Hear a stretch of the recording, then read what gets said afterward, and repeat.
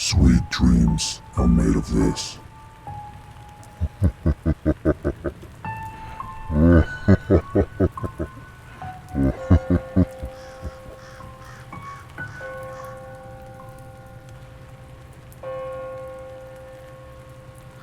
I sadly have no way of proving that it's true, but I sincerely had this insane experience, and it was the scariest thing that's ever happened in my life. This was very scary and upsetting. A couple of days ago, I randomly was sitting on my bed, watching YouTube, and I had a sudden hallucinogenic episode, for lack of a better word. I could hear my father's voice slowly fade into my head, and was able to talk back to it. And we were speaking back and forth about how freaked out we were about what was happening. Was this real? Etc. And then from another part of my brain, I started blurting out some of the most disturbing shit I've ever actually let cross my mind, and trying to make it stop with the first side of my brain. I kept thinking I had lost my mind, or this was a curse, or whatever straw my mind could grasp for. It was scaring and disgusting my father. After a few minutes, it shifted off to a friend's voice, did the same thing, and then another close friend. And only when I was rocking back and forth, weeping out loud and screaming in my head, did I hear it change into like a kind of laugh, but weirder. Had enough? You look scared. Or something like that. And I'm like, what's going on? And then it told me. None of it was real. And then I go, why are you doing this to me? And it says, it's what I do.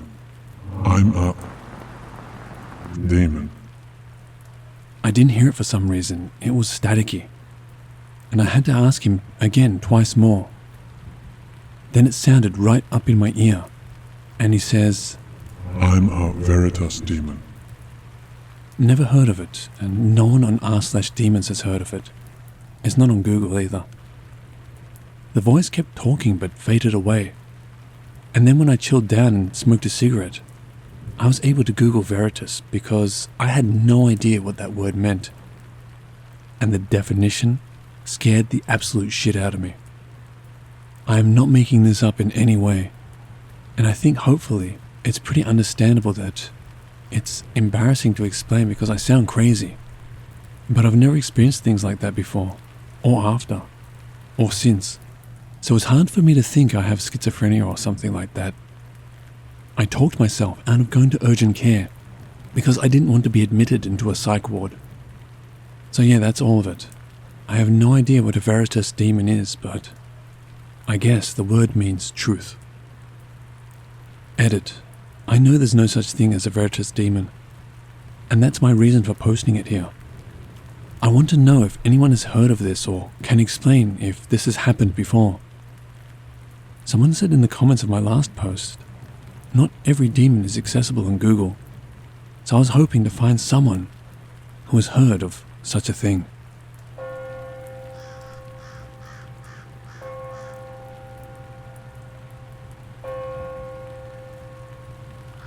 We were a joint family. My parents, younger sister, paternal uncle and aunt, 4 children, 2 girls and 2 boys. My cousins were older than my sister and me. We had an age gap of over 8 to 10 years. My father and uncle were pretty close, so we stayed together in a building where the ground floor belonged to us, and the first floor belonged to my uncle. My mum and my aunt were just cordial. However, my aunt loved us, and my mum was very affectionate to her children too. One day my cousin, let's call her Sue, came home from college and started acting very strange. Sue did not do the usual stuff, like washing her face or eating something. Instead, she went straight into the bedroom and slept the entire day. Since my aunt and uncle were full-time working parents, my cousins would mostly stay at our place until my aunt came back from work. My mum was pregnant with my 3rd sister during that time, and she was probably in her 3rd trimester. My aunt came back and called Sue upstairs, but she refused to go for some bizarre reason. My mum, being her usual self, just put it off to some strain, and Sue stayed with us the entire night. Things started right away. I was about 14 or 15 years old, so I remember everything distinctly.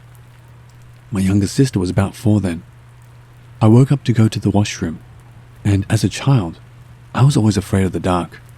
I woke my dad up and he stood outside the bathroom. Now Sue, Mum, and my younger sister were in one bedroom, and my dad and I were sleeping in another one, so we didn't know what was happening in the other bedroom.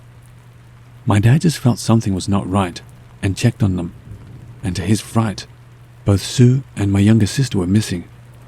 He woke up my mum, but my mum's state was almost like she was drugged to sleep. She could barely open her eyes. My dad started waking everyone up, and everyone started looking for them with my uncle, aunt, and cousins. My uncle found Sue and my younger sister crying profusely at the terrace. Sue was standing on the edge of the fence wall, and my younger sister was standing, looking at her, crying irrefutably. They were brought down, and my aunt, uncle, and dad immediately understood that something was not right. While all this was happening, my mum woke up and suddenly started screaming from downstairs that Sue was trying to kill the baby. But Sue was with us. My aunt looked visibly disturbed. She was staring at different points as if she was looking at someone.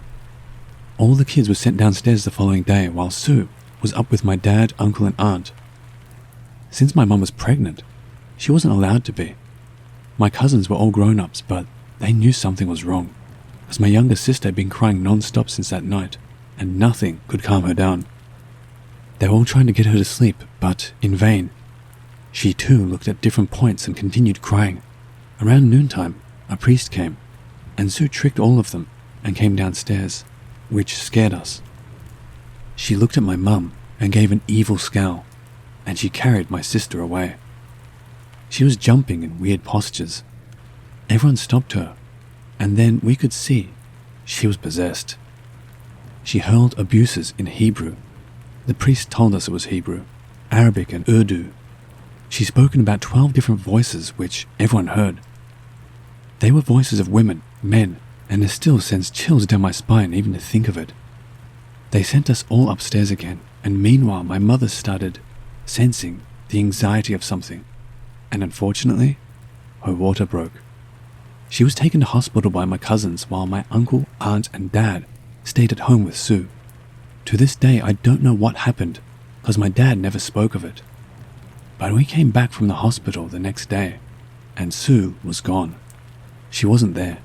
Nobody said of her, and the priest did some recitations on all of us. We shifted from that house because of all the negative energy. About 2 years later, Sue was brought back home. She looked like she just had bones left, nothing else. She didn't remember anything. My uncle and aunt tried to normalize her life, but in vain. In 2 or 3 weeks, her health deteriorated, and she passed away. Except for my uncle, aunt, and dad, nobody knows what happened or where she was taken. My uncle and dad both passed away, so the only person who knows now is my aunt, who never speaks of it. It is an unspoken rule not to talk or mention those 2 nightmare days in the house. That night, the priest there died in an accident precisely 3 days after Sue was taken away from home. That house was sold right after Sue passed away. To this day, I never experienced something even remotely as chilling as this. From the day my younger sister was born, my cousins, me and my sisters, never go a day without doing the recitations we were told to do by the priest. It's like a routine now for us.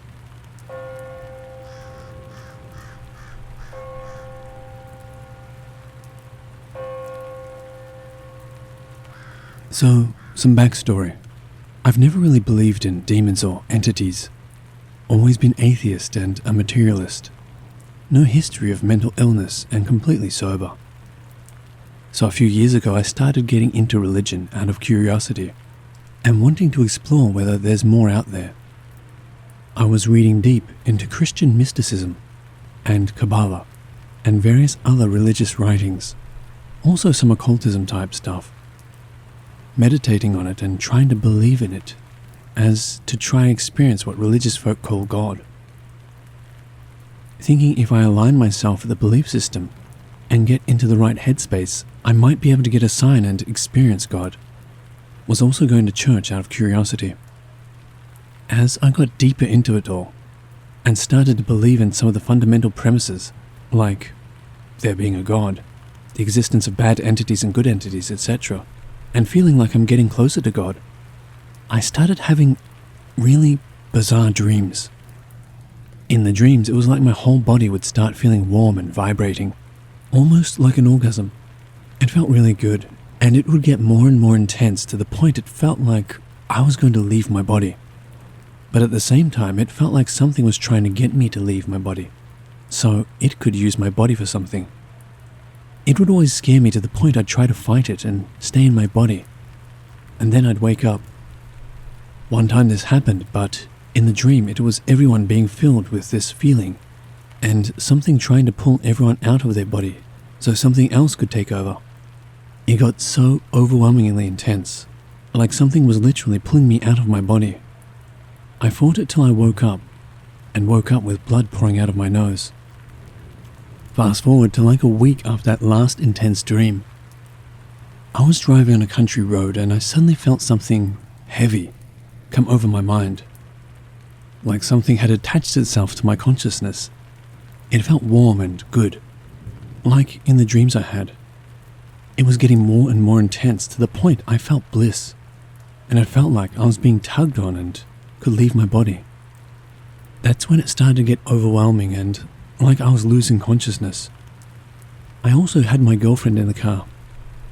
It went from feeling benevolent, like God trying to get me to rapture or some shit, to malevolent, like something was trying to make me lose consciousness and crash. I started to fight it, and stay in my body and stay conscious. And then my radio started saying, "Let go, let go. It's your last chance to go home." And it was repeating itself, but it wasn't in a scary voice. It's hard to explain, but it sounds like an actual singer that was on the radio. I ended up having to force myself to pull over. I was basically panicking at this point. And then it all stopped. And I saw a fox standing like 10 meters away, just sitting there watching me.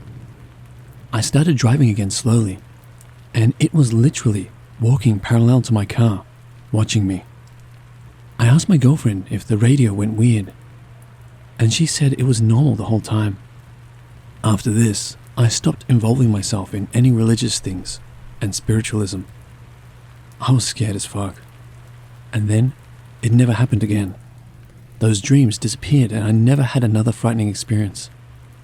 Since then though, whenever I've told people about this experience, I get a weird shivering up my spine and feel fear. A few weeks ago, I was messaging someone and telling them my story, and my 2-year-old suddenly woke up beside me, hysterical, and I was asking him what's wrong, and he was pointing at something in my room. He seemed completely terrified. It took him ages to calm down. I was debating whether to post this or not, but maybe someone else has had a similar experience. I still remain completely skeptical because I know how powerful the human mind is, but I can't really explain the experience I had. The auditory hallucinations, the overwhelming feeling that came over me, the coincidence of the fox, and it all stopped as soon as I stepped away from the religious and spiritual stuff.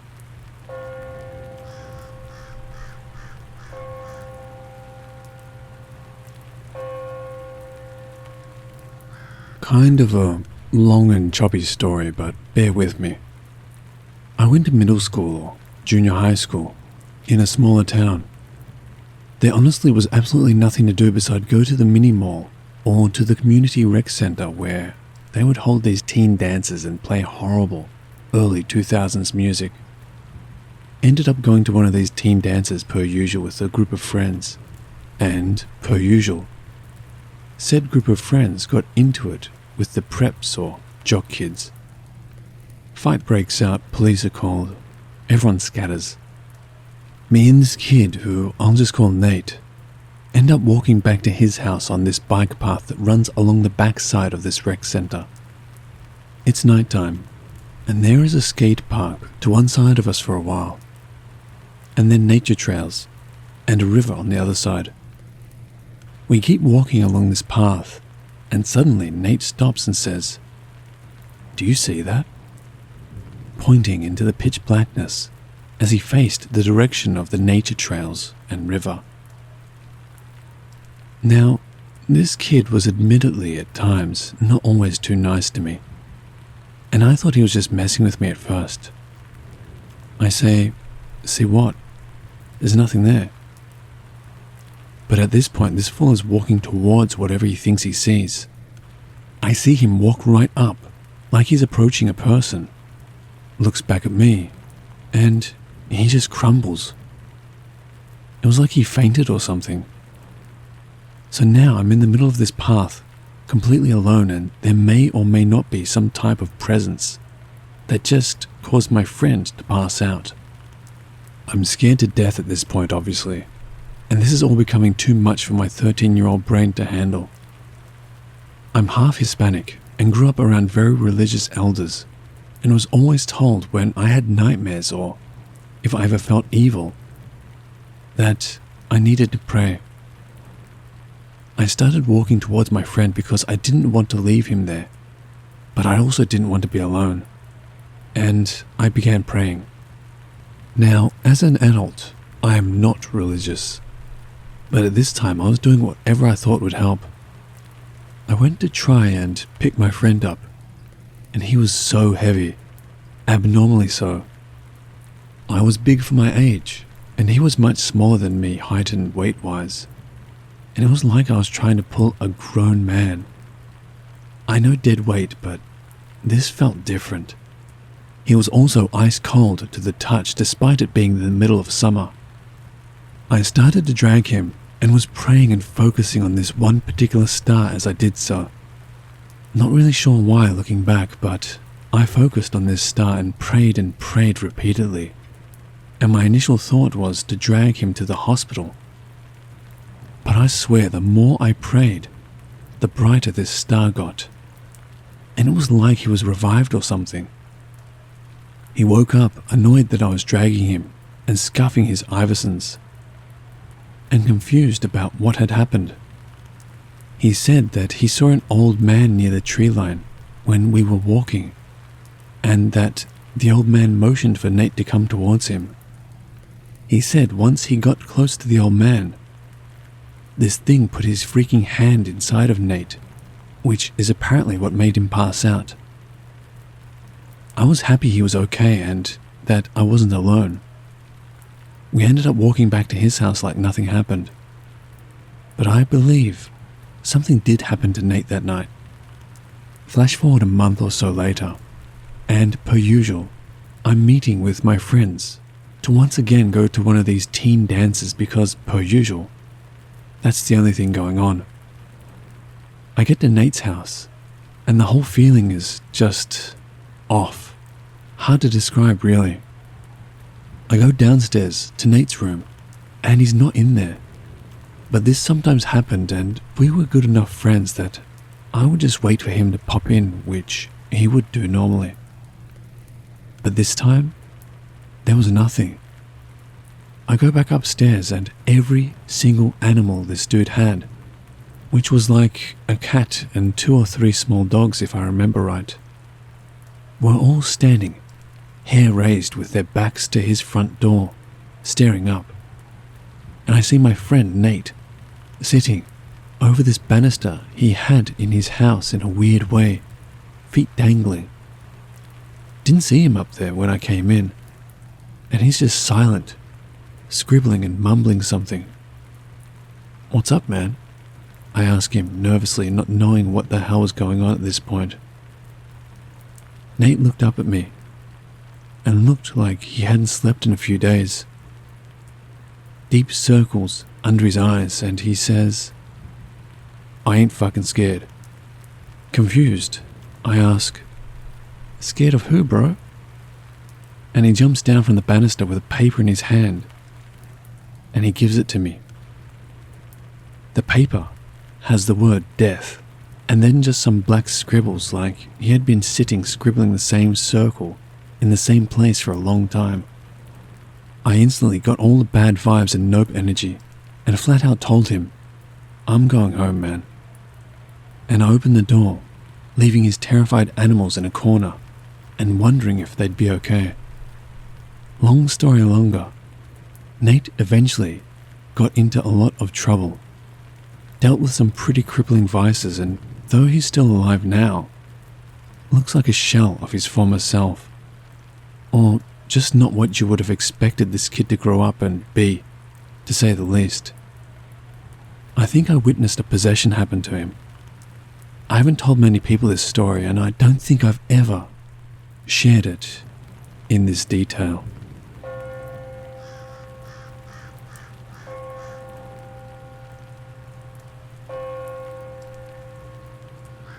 My name is Adrian.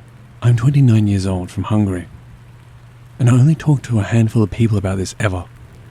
English is not my native language, so sorry for any mistakes. It started when I was 15 years old. Me and my girlfriend at the time were drinking in the back of my primary school. We were on the brink of breaking up. We got drunk, talked a lot, and we did break up that night. It was late, so I decided to take her to her place. It wasn't that far. I took her home, kissed one last time, and then she closed the door, leaving me devastated on the spot. She happened to live near our town graveyard, so I got this stupid idea in my drunken, depressed head to go into the graveyard and sit on a tomb. I did just that. I was sitting there for about 45 minutes, in the dark, in the middle of the graveyard, at around 1 a.m. During this time, a fox came to me, and I pet him, unaware that it could be rabbit or something. I wasn't thinking about this at the time. I only realized this later when I was like, holy shit, I'm an idiot. It could have bit me because one of the symptoms of rabies is the affected animals are friendlier. But I just pet him a little and he left me. When I decided it was enough sitting there, I went home and got home no problem. Nothing strange happened that night. Some days later, me and the boys were hanging out in front of my old primary school. We decided to take a group photo, and there was like 10 of us. One of my friends took the picture, and that was when the first strange thing happened. Everyone looked normal, except me. My eyes were shining in the picture. We found it strange, but we thought it was maybe just the lighting, because it was nighttime and the only light source was the school's lamps at the entrance, which were always on at night. I switched places with one of my other friends, but my eyes kept glowing in every picture, wherever I stood. We thought it was strange, and freaked out a bit, but there was nothing we could do about it. I didn't think much of it at that time either. It was around that time when I started to feel uneasy in general. I had mood swings and felt like something was watching me all of the time. For example, when I was playing on my PC in my room, my closet was behind me, and there was a half-meter wide gap between my closet and the corner of the room. That spot was pitch black, and I felt someone was there. I had this strong feeling to turn around and check the spot many times, but sometimes I didn't have the courage because I was sure that if I turned around, I might see something that would scare the shit out of me. I was terrified for seemingly no reason. Haven't had bad feelings about this ever before. This feeling became the norm for me, this constant dread when I was alone. I started to see things in the corner of my eyes too. I was walking home from school when I saw a severed head on top of a car for a split second out of nowhere in broad daylight. Of course there was nothing there when I looked. I saw figures randomly, human-like figures, but only half of them. I saw only the lower half of them, under the torso part, but somehow felt their gender. I could feel it, but these were only for seconds. I heard voices out of nowhere for split seconds too. The shrieking scream of a man most of the time. I was having a rough time. I didn't talk to anyone about it, not even my parents. I lived with my father at that time, and it wasn't the best between us at all. My mother was abroad at that time, and we didn't talk much either. I was searching about these symptoms I had the past couple of weeks, and found this page about possession. I believed in the paranormal anyway, but when I read about that stuff, that possession can occur when you're in a weak mental state, depressed, drunk, or just near a site where someone lost their lives, like an accident or cemetery. Well, I got almost everything checked. Being in a cemetery drunk and freshly broke up and depressed was like an open door for any spirit according to the site. The site even mentioned the glowing eye. It meant that there's more than one spirit in the body when that happens, or something like that. Creepy. I started documenting these things happening, or at least tried to. And I had successes. I'm pretty sure I saved everything on a CD if I remember right. Videos, pictures, and even attempted an EVP recording. But that CD and my old PC, which may contain these things, is somewhere in my father's house, still with some of my old stuff too. But I haven't been there for 9 years now. There were photos I made of my face, for example, and on the photo, there was my face, but there was another half face. It looked like it was coming out of mine. It was foggy, but you could spot the major shapes of a face. That was the only pic I showed my father out of everything. He called bullshit, so I didn't bother anymore after that. I made a video recording in my room when there was this huge storm outside. I pretty much just hovered the camera over my lit room slowly. It was about a 20-second video. After that, I uploaded to my PC and opened it with a video editor and checked frame by frame. When I get to my door in the video, it happens in like 5 frames. I had a glass door. The lower half was wood, and the upper is this rigid glass, so I could only see silhouettes in front of it when it was closed. By its height, a childlike figure leaned on my glass door from the outside, just out of nowhere, and put her left arm on the glass. She had these black eyes and her mouth was a black hole too. It was open like she was screaming. Then she disappeared the way she appeared. It happened so quickly, I could barely see it in normal speed after I had slowed down the video and knew what to look out for.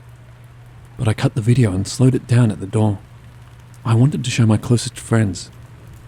I did show it to them, along with the EVP, and they freaked out and got scared of me. I kept hanging out with them, but they were kind of cautious towards me. They didn't know how to deal with these things. We didn't really talk about it because I just enjoyed their company. And the more I was with friends, the less time I had to spend in dread. I didn't want to alienate them from me. About that EVP, it was just a quick impulse one night to make it. I started the voice recording on my phone and kept talking for like 10 minutes about these things that are happening to me and the feelings I had. When I listened to the recording the next day, I was blown away. It could sound cliche, but during that recording, I asked, please give me a sign, and could hear a male voice talking over my voice when I said sign. I gave it. His voice was like he was shouting it, but from afar. The voice was so scary, and I can still remember it clearly. If I ever go and visit my father, I will dig through my old stuff and try to find this evidence, because it's so annoying now that I can't show you. There was more stuff that happened throughout the 4-month period, but I want to tell you how all of this ended. It ended with a dream. I was in the middle of a small town and I only remember that I was laying on the ground face upwards and couldn't move. Above me were 3 old lady figures. All 3 of them had these mosaic faces. A pure red, a blue, and a yellow-colored face. And they were talking about something I don't remember. Only the last sentence. Leave him. He suffered enough already.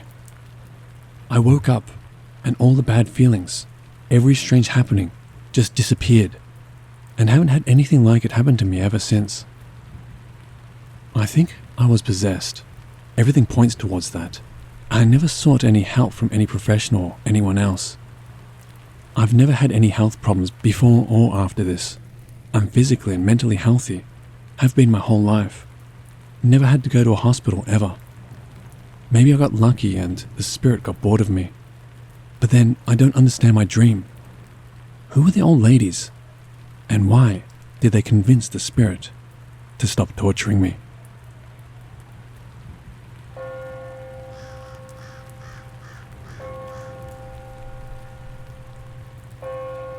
I made a post over a year ago about how I was being haunted by the ghost of a girl that went missing in the early 90s. Out of respect to her family, I will not share her name here this time. Frankly, who she was doesn't really matter. It all started in the early days of the COVID lockdowns in 2020. I had a lot of time on my hands, and out of boredom came an experience of messing around with a Ouija board with a friend. We tried reaching out to this girl and got a response, though I was very much skeptical of it at the time. Things elevated quickly after that, and my memory regarding the events is somewhat skewed, as it was very traumatic and happened so fast. But this is the gist of it. She made herself known in many ways early on, but the reoccurring sign was her reaching out through my Alexa device, playing Love My Way by the Psychedelic Furs. When I checked the voice command records to see what initiated these songs, there was nothing there. I believed then, as I do now, that there is something about the song that she was using to tell me something of her whereabouts. I have my theory, but I'm not going to share it here. In the beginning, the song would play maybe once or twice a day, but after a couple of weeks, it would play constantly throughout the day and night. I then started hearing a disembodied crying that hovered above me. It was an agonizing sound that would last anywhere from a few minutes to the better part of an hour. The crying evolved to voices, and she began urging me to go to the house that she disappeared from. By the time she started speaking to me, I had become obsessed with both her and her case, and was certain that she was using me as a vessel to solve her disappearance and find her remains. Her demand of me to travel to her house became so overwhelming that in the dead of winter, I abruptly drove 10 hours through the night in awful weather conditions to get there. The experience I had when arriving at the house was surreal. I became physically and violently ill. It felt like a combination of the worst flu you could imagine, drug withdrawal, dehydration, and a stroke, all mixed into one. I could feel her presence leave my car, and then suddenly the illness subsided. I felt calm for a moment, but was then overcome by a sinister feeling, a sense of dread and foreboding. I realized at this time that she did not want me to solve her disappearance. She just wanted me to bring her home. But in her place, something else attached itself to me. The drive home was extremely depressing, and I felt as though a dear friend had died, though I knew I wasn't alone. And there was still something with me. It just wasn't her anymore. In the first few weeks after I returned home, I was desperate to get her back. I don't know if it was because I missed her, or I was afraid of this new thing that had attached itself to me, and I wanted her back to rid me of it. I began calling it the Root, because it attached itself to the northernmost corner of my bedroom. It was like a giant ball of negative, hateful energy that just stayed right there and pulsated, a sense of existential dread. Despite its extreme negativity, I felt like I was a slave to it. This was my life until about 2 weeks ago. I had decided that if I didn't force myself to get out and find help, this thing would consume me. I went to a New Age spiritual shop in my town where they hold psychic readings and workshops, and spoke to a medium there who said she specialized in cleansings. I had her come to my house so she could see what she would be working with, and upon entering, she became ill and had to use the bathroom. She said this called for more than what she could handle, and came back with a few different people. They spent the day doing a cleansing ritual, and that evening, for the first time in over a year, my home was free from that evil thing. It feels so nice to be free from all of that, and if I can offer one word of advice, it would be to never touch a Ouija board unless you know exactly what you're doing. I still hope the girl has found peace wherever she is.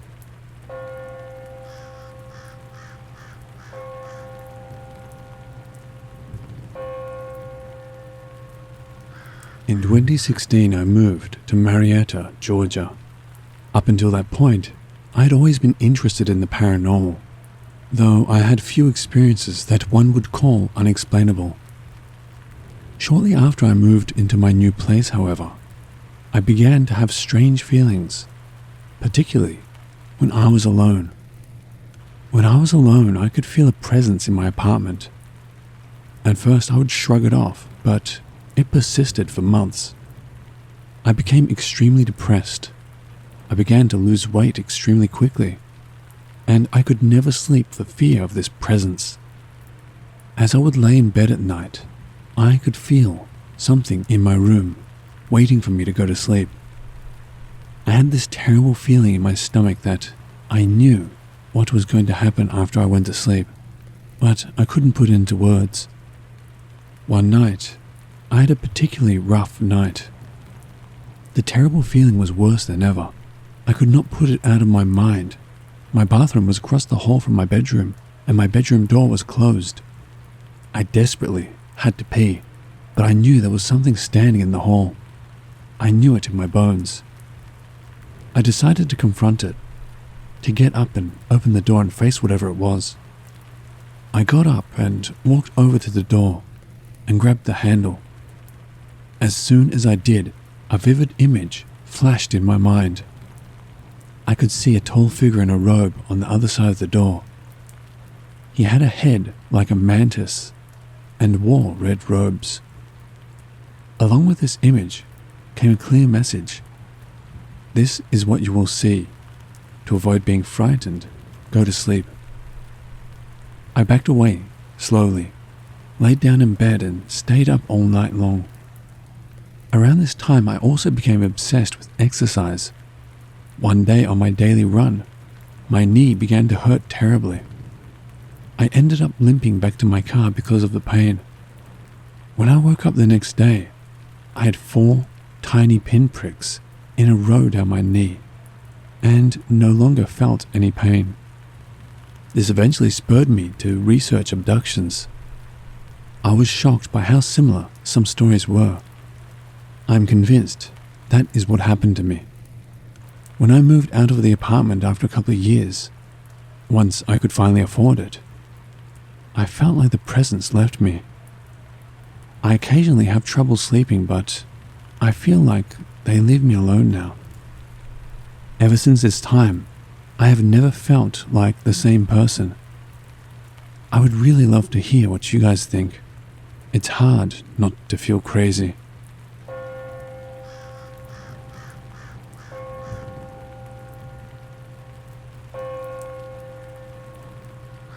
I remember a very unusual, extremely vivid dream that happened to me when I was young.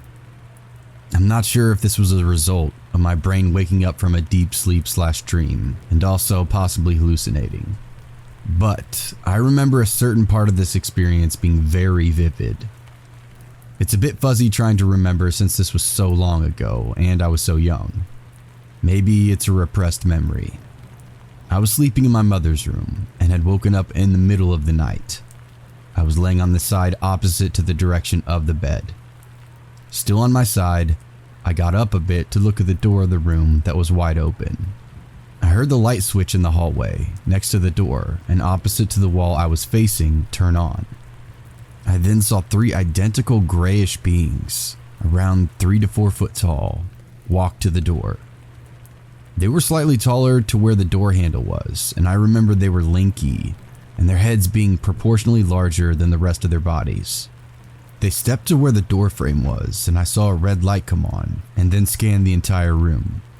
After scanning me in the room, they walked away with the hallway lights still on. I laid upright in bed frozen, not being able to move. From shock or fear? What was that scanning? All I remember was not being able to move momentarily somewhere around 15 to 30 seconds. Eventually I was able to, and I got up to search and found nothing inside the house. After that, I was obviously awake for the rest of the night and spent it sitting in the living room and on the bed staring at the door. This could all be BS, and a result of me hallucinating from waking up from a deep sleep or something. But my God, that red light was so vivid. Like you can definitely tell when a flashlight or light is shining on you. You squint, it's bright. Also, my eyes water a lot trying to recall this event, and I really don't know what's up with that. I still think maybe it's a repressed memory. The more I look into this, the more I feel compelled to maybe try hypnosis to get an answer. I want to know whether or not this was a result of my child brain imagining something that's not there, or something weird and otherworldly occurred that night.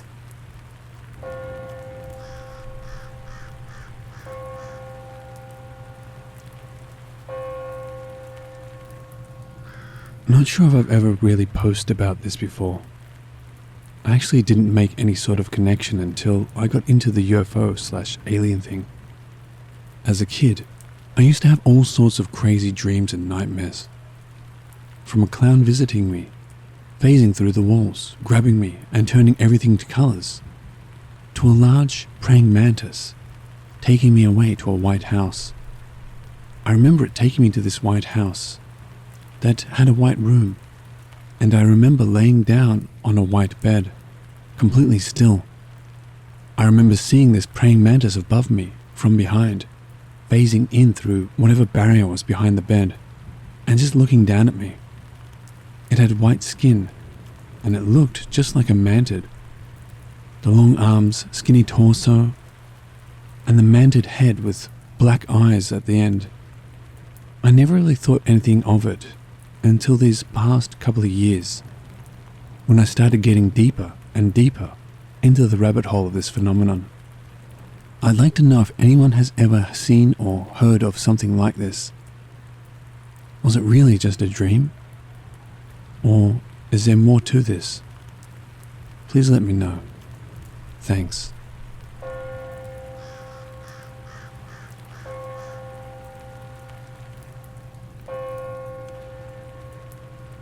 My first abduction was when I was 17 years old and I was about to go to sleep. A blue light triangulated through my closed bedroom window and pinpointed to my location. Two small grays just appeared, one facing me and one headed towards the bedroom door. I can telepathically feel they're shocked I'm awake. I try to jump out of bed like anyone would, but I was frozen, half my body in midair. They floated with me through the closed window, and that's where I blacked out. I went for regressive hypnosis to try to suss out and get some more details about this one. For over 2.5 hours, we attacked it from every single angle, but each time I would be reduced to crying like a little baby, whispering in sheer terror. My hypnotherapist rightly said, "I don't think exploring this is really going to help you." The second abduction, 18 years old. Awake with a jolt on board what I assumed to be a craft. I'm lying down, head slightly elevated. To my right is a tall gray. Telepathically, I can tell that he is surprised I woke up again, and that I'm not supposed to be. In his hand is a long and thin silver rod.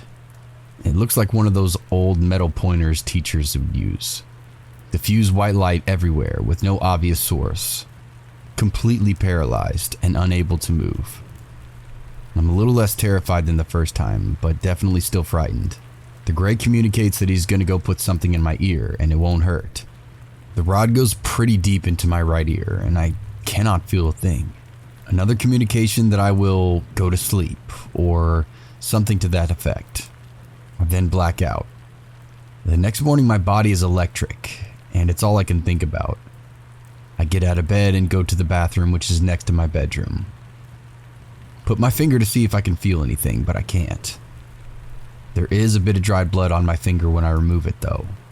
It would seem that anything as advanced as an extraterrestrial race visiting Earth would definitely have the technology to not leave blood after an implant. But a surprising number of cases contactees report finding dried blood in their nose or ears after an implant. Of course, implants in other part of the bodies also leave visible marks in most cases. The phenomenon does not make sense when we analyze the details, however, from an anthropomorphic point of view. The third abduction happened 7 years ago while visiting my parents in Washington State, which is where the previous abductions occurred, albeit in a different city. I awake once again on board what I assume is that same craft. Across from me is my infant son, just about 1 year old and smiling. He is sitting what I can only describe as a futuristic high chair. It's molded to fit his body, white and very smooth. It's raised up so that he's eye level with me. There is some telepathic acknowledgement from him to me, and between us is a purple sphere around the size of a basketball. Inside this globe is a swirling purple mass of what looks like a gas or possibly a liquid, a bit like time-lapse images of the sun, but smooth in real time. To my right is a tall gray. He communicates to me something like, "If you agree to this procedure, you and your son will understand each other's souls." I have no idea what the gray is talking about and just stare at him. Apparently this is an agreement, as the gray does something to the sphere, but not physically. How I understand that he did something, I can't really explain. But immediately after this, my son and I shoot down from Earth's orbit through an atmosphere, and then cloud cover, and then into the roof in a blink of an eye. But I'm still able to see it all flash by. As we arrive back in the house, and oddly my son is sitting upright on my lap, still smiling. I put him back to bed and then go back to sleep myself. My last experience is an actual sighting. I was driving along the Highway 101 in Washington State after dark. I think it was between 1994 and 1999. It's a wide range, but a lot of weird stuff happened to me on that highway during those years. At a certain spot, there was a farming supply store with a large field behind it. The store always kept the front lights on at night. On this occasion, while driving by, I saw a typical silver saucer floating behind the store. I'm awful at measurements, but it was maybe 20 feet or so off the ground, as long and high as a bus at its largest points. It's also important to note that I didn't spot the craft and then suddenly pull over. In some way, I was compelled to slow down as I approached the store. I pulled up behind it, and there it was. In fact, during that 5-year span, I was compelled quite often to make sudden nighttime 2.5-hour drives on the highway. I'll spare everyone the autobiography of odd stuff. I only remember pulling up, seeing the craft, opening my car door, and then standing up outside my vehicle. The next memory is waking up the following morning at my destination. This is just another one of those odd incidents where a person sees something unbelievable, remembers it fully from the time of, yet fails to tell anyone about it or even truly accepts what's happened until later on. I had a childhood full of the strange things that are markers for abductions, the kind of stuff most of us are already aware of, so I'll just refrain from listing them.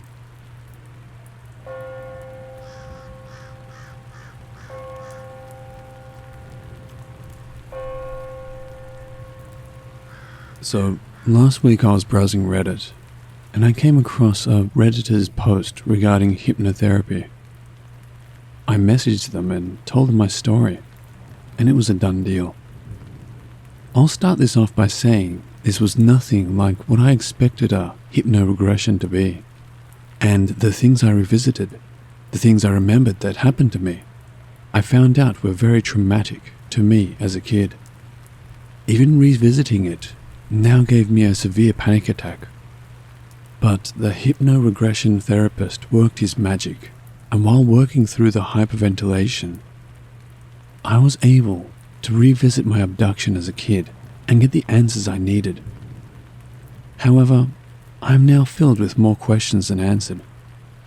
I won't share his hypno-regression methodology here because he politely asked me not to, and I will respect his wishes. But he worked his magic, and I was soon back to where it all started. I saw myself, at 6 years old, being escorted down this very cold, dark, metallic hallway. I was able to look down, saw that I was naked and saw my own legs. But they were my legs as a kid. There were also large grey-coloured pipes that ran the length of the wall in this hallway. And towards the end of the hall, there were people walking back and forth down an adjacent hallway. As I approached them, I passed by a window to my right, and as I looked out, I could see the blackness of space and the earth below me to the left. When I got to this group of people, I started to notice they weren't quite human people. They looked very similar, but there was just something about their face that I just knew they weren't human. They were going about their business, holding some sort of pads, whether they were clipboards, tablets, or whatever. They looked up at me with a shocked, angry, scared expression and said, "Hey, You're not supposed to be here. That's when I was escorted back by these two smaller people about my height. They took me to a large room where I saw two more of these smaller people and a large praying mantis-looking person.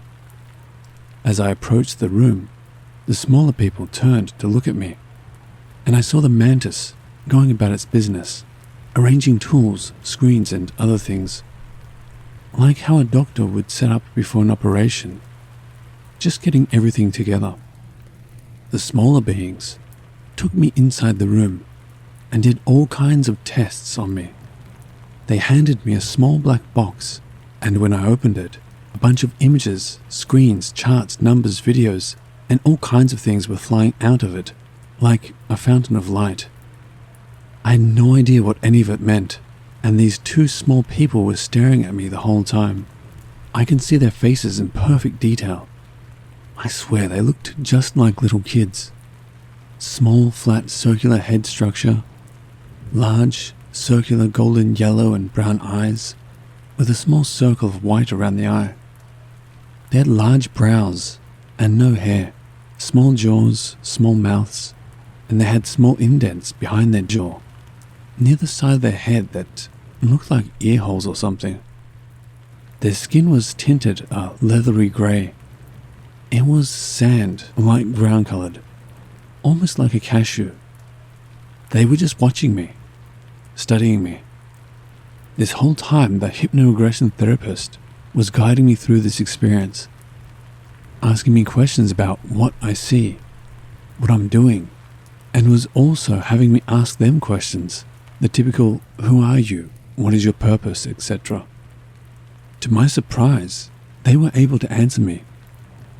This started giving me more and more panic, because this whole time I can feel my body shaking, and I knew I was hyperventilating.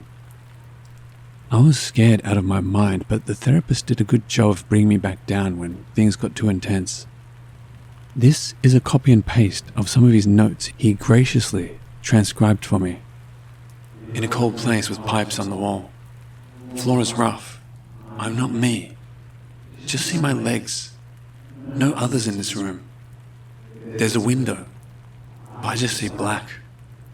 There's no doors, but a hallway. There are other people here, moving back and forth with clipboards. They say I'm not supposed to be here. They're surprised and angry. More hallways, light on the walls, ceilings and floors. They look human, but they're not, and they've been studying us a long time. The humanoids, or the mantids, they come from a pink tropical planet. They study science, light technology. They're teachers, neither good nor bad. Why was I chosen for visitation? It was part of a plan. What have you forgotten? Everything. More questions. Do the beings see who you are now? Yes. Do they accept you? Yes. Have them show you a place within this place that you do not know about. They're showing me a wall. It's fuzzy, grey and blank. I see lights in different colours. The mantis being is standing there with many small beings. Communication with mantis. You know them as many names. Little beings answer. We're just servants. Mantis. This is their job. They have no name. They are considered a tool. Somebody else is in charge. Who? Unclear. Can't see. The humanoid beings gave me a box. It's filled with memories, images. It's a puzzle. I'm really confused. It's a test. They're looking at me.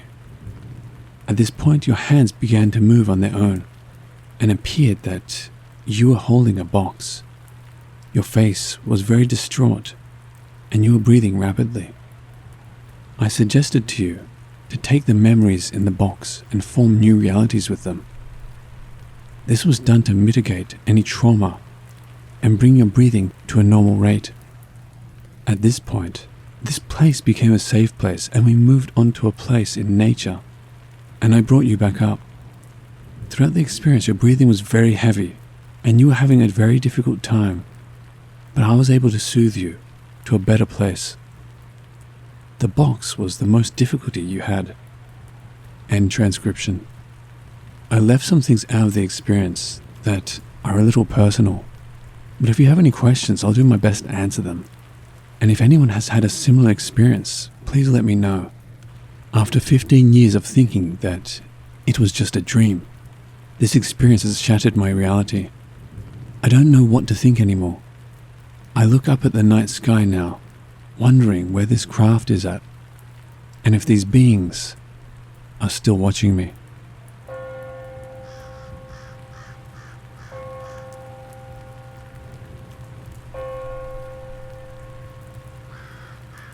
So for some reason this came up in my memory recently, and I feel like I should share it. When I was no more than 5 years old, I was visiting my grandparents' house in Maine. My cousins and I were in the backyard camping in my uncle's pop-up camper for the night after a nice bonfire. I woke up for some reason in the middle of the night and was compelled to go outside the camper. There was very little light outside, no stars, no moon. It just felt very dark. I remember panicking because I couldn't find my way back to the camper because of how dark it was. No more than a minute or so of me getting scared, my eyes adjusted. I then noticed 3 shapes of 3 men, like little men, about my height at the time. They were bald and had huge heads. I couldn't make out any of the features, but I knew they were there. The outside was not actually outside. I don't really know how to explain it. It was like a gymnasium or something. Like a huge room that was completely dark. No echoes, no reverb. It's kind of vague, but I remember them showing me these impossible objects. I can't even begin to describe what they were, or really what they did. They were just some odd sort of trinkets, like physically impossible to describe. They allowed me to play with one. It was like a sphere tube that had inside and the outside switching. I don't know, it doesn't come close to what it was, but it's the best I can do to describe it. It was absolutely mesmerizing. The object itself seemed to have mass, and was definitely substantial, but it literally made no sense physically. I wanted to keep playing with it, but they wanted it back, and then helped me back to the camper. Keep in mind, I might be remembering this wrong, but the things that stand out to me are the objects and those little dudes. At no time did I feel as if they were trying to harm me, but I also felt like they were adults, like they knew me better than me, and would keep me safe. It felt like they had authority or something. I awoke the next morning remembering all of it. I tried to tell my family, but they just blew it off as my imagination. To this day, I still remember it. I cannot tell if I was just dreaming, or if maybe I went to a different universe. Or maybe abducted. What are your thoughts?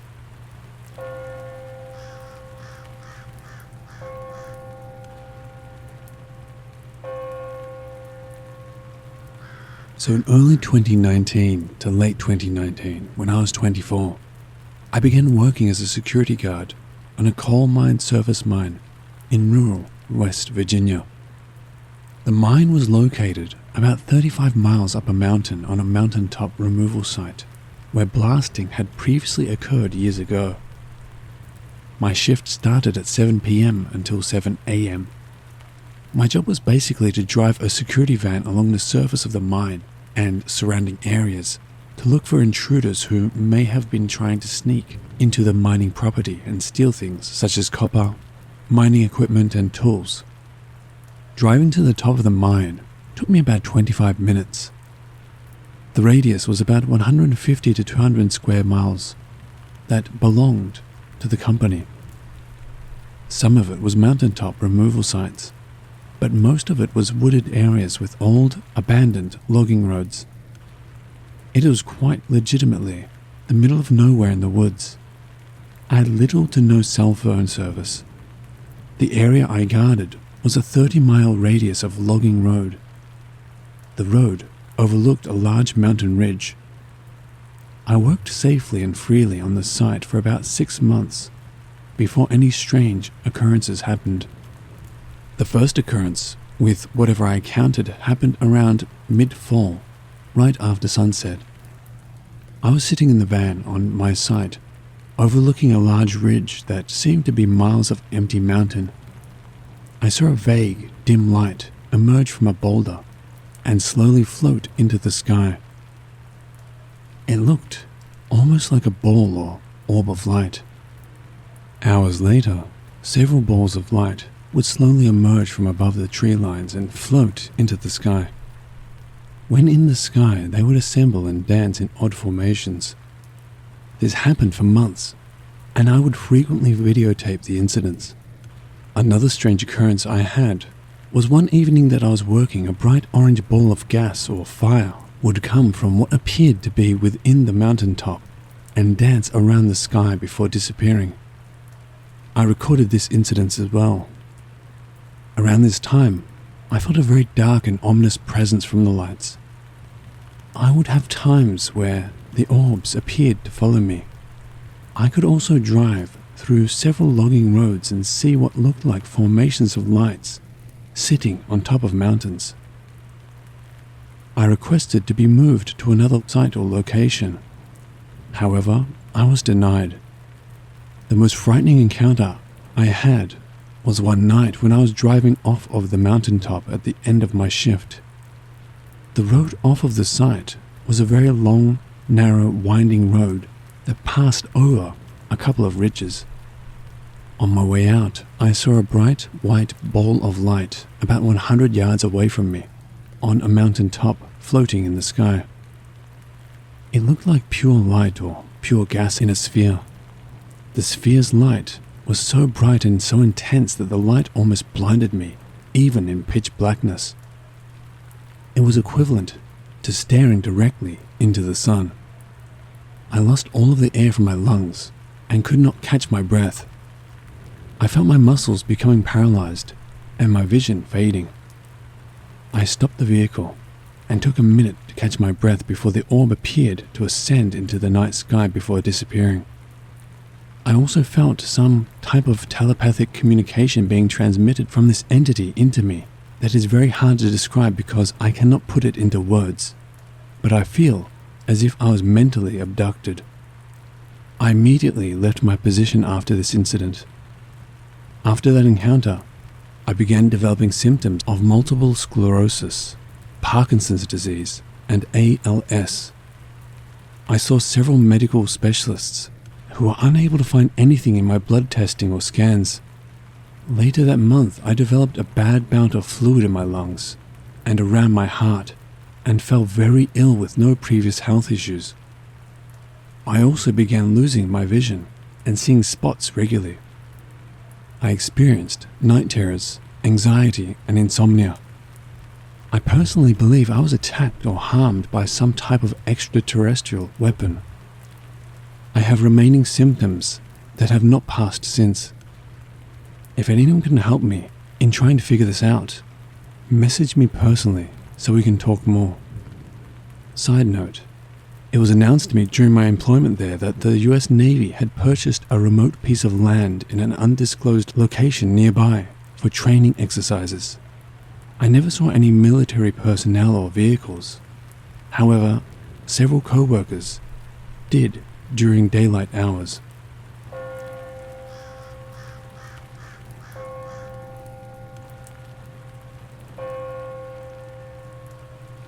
I'm not sure if this was just an alien visiting me or if I was actually abducted, but this is what happened one night. I was at my boyfriend's house and we went to bed like we normally do.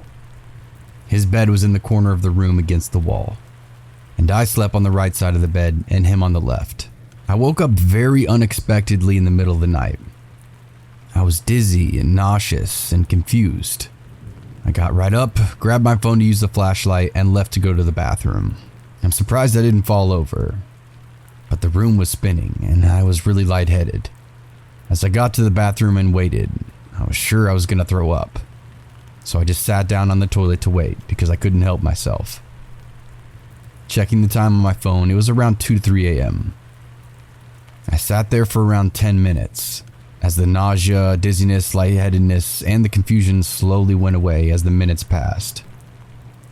Thankfully, I didn't end up throwing up, and when I felt good enough to stand up, I left and went back to our bedroom. My boyfriend hadn't woken up from any of that happening, so I just laid back down as I got comfy and was trying to go back to sleep. Right when I closed my eyes, I saw the room exactly how it was in that moment, from the same point of view, except what was different was there was a tall gray standing next to the bed looking down at me, maybe 2 feet away. It was almost like a flashback of some sort. I saw it for about 3 seconds before I opened up my eyes again, because I got scared, but nothing was there. I woke up my boyfriend and told him that I saw something in the room with us. He groggily told me he really didn't care, or maybe just didn't process it. So then I really did try back to go to sleep. Only this time I laid on my left side facing my boyfriend. The next morning I was trying to figure out exactly what had happened, and that's when I put it all together. The nausea, the confusion, and dizziness are all pretty common when people talk about their abduction experiences. I tried to look at my body for any sort of thing that may have planted in me. I didn't see anything new or anything different. However, I do have these 3 bumps that formed a triangle on my left wrist. And I've had those since I can remember. They don't hurt, and they're not a different color. They don't affect me at all.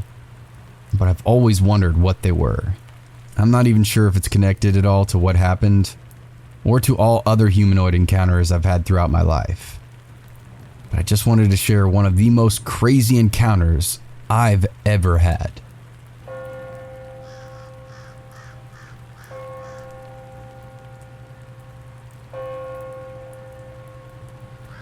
I have quite a few rather weird memories from my childhood. I can't remember exactly the order in which they happened, and some of them are hazy and almost dreamlike. But I can say with near certainty that they really happened.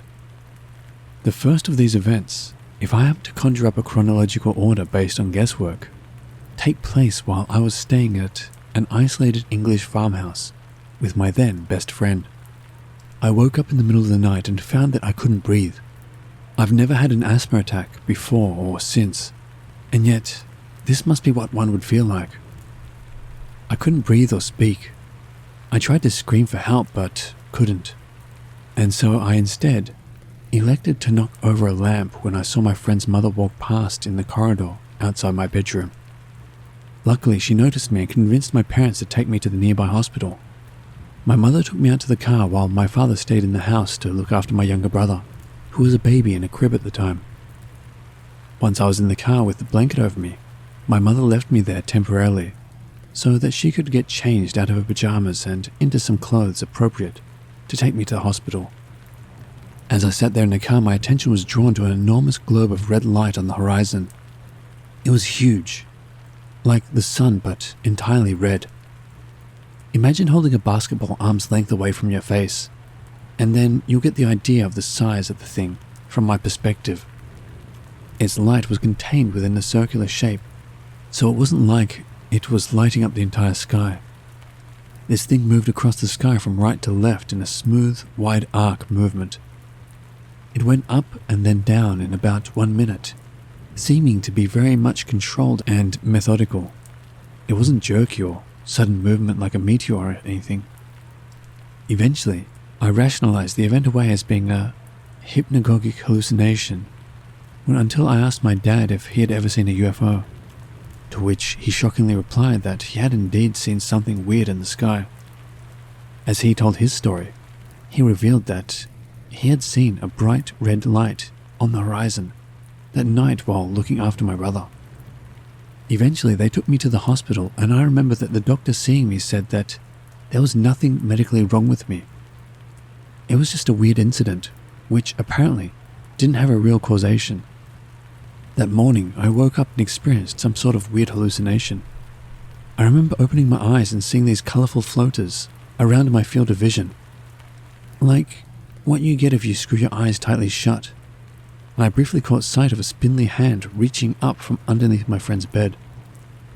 It looked like a load of fleshy strings all tightly wound around each other to form the shape of a spindly hand with sharp fingers. It was brownish pink in color. I can't remember what happened after that, but would guess that the hallucination disappeared and I began my day disturbed. Now here's where things get weirder. I can't remember if these dreams were already a thing in my life before I saw the red sun, or if they started afterwards. Quite frequently, as I was trying to sleep, I would get a very clear image in my head of a bulbous humanoid head looking up from the foot of my bed. I originally thought of it as one of Santa's elves, and I would normally see it around Christmas time. It would always give me an intense physical reaction of fear, shivering and screwing my eyes tightly shut to try and banish the thought. To describe the thing, it was a wide-faced entity with enormous eyes with crystal blue irises. It had a wrinkled forehead and a grotesque grin with white, square teeth. It smelled like balloon rubber. I can't remember if there were any ears or a nose. I just remember the eyes and the smile and the shape of the face, which was kind of oval. I remember seeing the eyes slowly blinking like a puppet or animatronic. The whole creature looked very fake. I can't remember where such a vivid image came from, but I remember it being viscerally disturbing to me. A possible later theory was that my brain lifted the image from an illustration of a gremlin that I'd seen in an encyclopedia of folklore. It had a similar kind of smile and face shape, but I have no idea where I got the blue eyes, the blinking, and even the smell of the creature from. And no, I can't find the illustration anywhere nowadays. I got the book from a library in Swansea, Wales. The third and final possibly abduction-related memory I have is the one that's the hardest to nail down. I was staying in a tent with the same friend who I'd been staying with when I saw the red sun, and we were telling scary stories about a monster that he insisted existed, called the Boomer. This kid was actually really quite influential on me, and I remember attributing a few other weird experiences to this likely fictional critter. But back to the story. So he and I were telling stories. Well, more like he was just terrifying me while I listened in silence, before we eventually decided to get some sleep. I remember waking up and seeing the tent lit up, as if someone was shining a torch through it, or as if there were car headlights directly outside. My friend also woke up to this same sight, and I remember debating with him about whether or not we should leave the tent to see what was causing the disturbance. Being plucky 10-year-olds, we eventually decided to go outside and face down the Boomer. This proved to be something of an anticlimactic venture. However, as we discovered that it was just his dad driving his tractor. We didn't realize at the time that he didn't own a tractor, but it made sense to us at the time. We went back to bed and eventually forgot about the entire weird event, until recently, when I was trying to remember more about the Boomer and the weird experiences I'd attributed to it. So what do you think? I've tried to assemble my 3 abduction-related memories into a barely chronological collection of weirdness. These are all just how I remember them. I can guarantee that the red sun UFO thing actually happened, and that I was played with the image of the elf figure.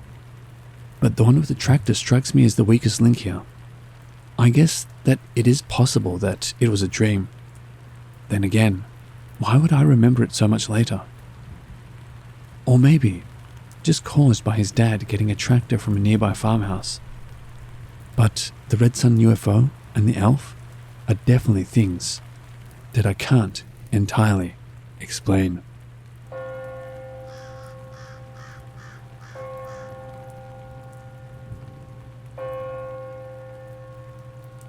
I just wanted to share my 2 major experiences because I want this information out here so humanity can know that this stuff is real and what has personally helped me when dealing with all of this. My first experience I can remember I had with quote-unquote aliens was when I was a child. They would somehow put me in a trance and make me walk to the hall closet and just stand there, unable to move. I would be filled with this intense fear, and then suddenly hundreds of small grays would come out of that closet. I would then black out, I guess until maybe I had to do it again the next day. This continued for like a week or 2. I have no real memory of what they did after that, but I know it was horrible. My second encounter I remember when I was walking in my apartment and waiting for a friend to open the hall door for me. Suddenly, a blue flash of light illuminated the entire hallway like a lightning strike or something. Friend was like, "What was that?" And neither of us knew what it was. My first initial thought was that someone took a picture of us. But it was only us inside that hall, and the flash was not like a camera, even though it was kind of similar. When I went to bed, a blue light kept appearing and disappearing on my wall. I used to see UFOs at night, mainly the triangular ones, sometimes cylinders, but mostly triangles. I would always see lights in the sky, and they gave me a very creepy and eerie feeling. I really began to start feeling so uncomfortable being outdoors all alone at night. The worst experience that I can remember was when I was sleeping, and all of a sudden I woke up with this sense of intense fear. I don't think it was sleep paralysis because I could actually move around, but I was definitely absolutely terrified. It felt like the devil was coming for my soul, that type of thing. I closed my eyes, and when I opened them, I saw 4 very tall gray aliens looking down at me. I started screaming, freaking out. I hate everything about them. They're disgusting. They look like they do in the movies, but way worse in person. They were very tall, gray skin, and their eyes. That's the worst thing about them. I really don't know what it is, but they're just pure evil. Every time I would look into them, I would start screaming uncontrollably. I screamed so loud I swore I had to have woken up my brother and grandmother, and they would run in to save me. When I'd have that thought, I was shown a blue force field-like thing covering my entire room, and then they would telepathically tell me nobody could hear me scream, and they could do whatever they want to me. They started trying to do something to my brain, and I was screaming, "No, no, no!" They kept operating on me. I don't know what they were trying to do, but it felt evil. I tried to use my mouth to ask God for help, and they did something that instantly cut my voice off from speaking. So I started praying inside my mind, and I could tell it was getting them mad. They kept trying to stop me from praying in my mind, but they couldn't. I felt them getting angrier and angrier, and then I felt myself getting stronger and them weaker. I prayed, long and hard, and I could use it in my mind as they kept trying to stop me, but they couldn't. Then it was morning, and I didn't feel tired or anything. The last and final experience I had was with 2 of them drawing on my whiteboard. They were wearing sunglasses, and it felt again that they were evil. Honestly, I know everybody has different experiences, but prayer and trusting in God definitely does something to hurt them, or else they wouldn't try to stop us from doing it. I have also had experiences where calling on God or praying has helped me and saved me from demonic creatures. There are some that look like manatees. They were observing me for a while, and I prayed to God to please destroy any that tried to come near me. The next day, there was a dead mantis on my car. His body was perfectly intact. It was like he got burned to death suddenly or something. I've never seen anything like it. If you haven't tried fully submitting and trusting God when you have these experiences, give it a chance. That's all I have for now.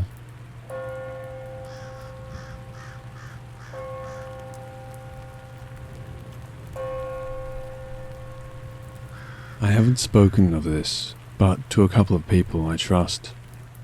I saw a being last year in 2021. I want to give some back history first though.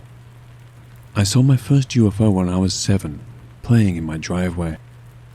I had ran inside and got my mum and grandma.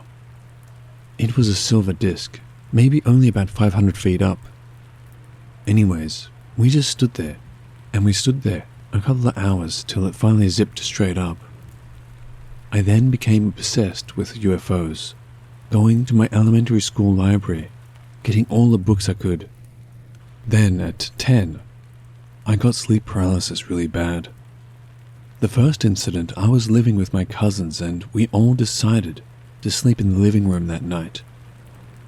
I woke up with an eraser-sized hole in my ankle, and still have it to this day. My sleep paralysis got bad in my teens. Almost every time I went to sleep, I never saw anything but shadows a few times. I became a UFO investigator and photo-video analyst. I learned from a man called Prophet Yahweh on how to call UFOs in 2008, after seeing him on the news and finding a way to contact him. In 2015, I formed my own little group with a YouTube channel. I know it sounds crazy, but almost all UFOs I filmed were from me calling them. Eventually it got taken down, videos and pics gone, and my laptop was literally fried. In 2016 I got a mystery illness that was pretty bad, to the point I almost died, and it still affects me to this day. Anyway, we are getting to the point now. I formed a new group. I still call UFOs and have only had a few technological incidences with corruption, etc. In 2020 and 2021 I had nothing to do but call them every day and film and photograph the objects and odd visitations from military crafts, authorities, etc. Gang stalking. Till one night, I woke up at 3 AM exact, unable to sleep. I had a cig, checked Facebook, went back in, took antacid tablets and played some Elder Scrolls Oblivion on Xbox 360. I eventually got tired and fell asleep at 5 AM. I slept on the floor that night, as I did many nights, because sometimes my sickness was so bad that I couldn't climb up my loft bed. I got woken up by a strange sound I can only describe as like the Transformers from the movie or dubstep. That's the only thing close to it. Just weird vibrational mechanical noises. I had said, "What the hell was that?" laughing it off, and fell straight back asleep. I then woke a second time to a naked being crouched by my right leg, looking towards my feet. At first thought, I had thought it was my 7-year-old brother and had said in my head, "What the hell is he doing?" As soon as I thought that, the being quickly looked at me, and I knew right away what it was when I saw the black eyes.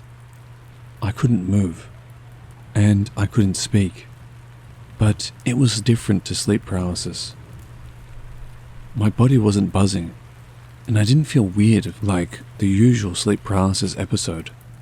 I was fully awake and aware. I then thought, "Who are you and what are you doing?"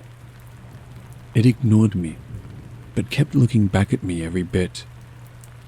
I then started to feel emotion I can only describe as not my own.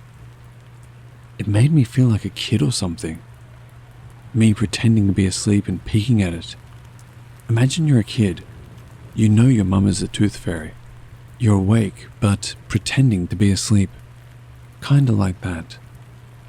It moved, acted, almost robotic or insect-like. No motion, just fast-paced. The being eventually came towards my upper body, and I was able to look at its features a bit more. I remember thinking and being surprised at how human it looked. Skin tone was a bit tan.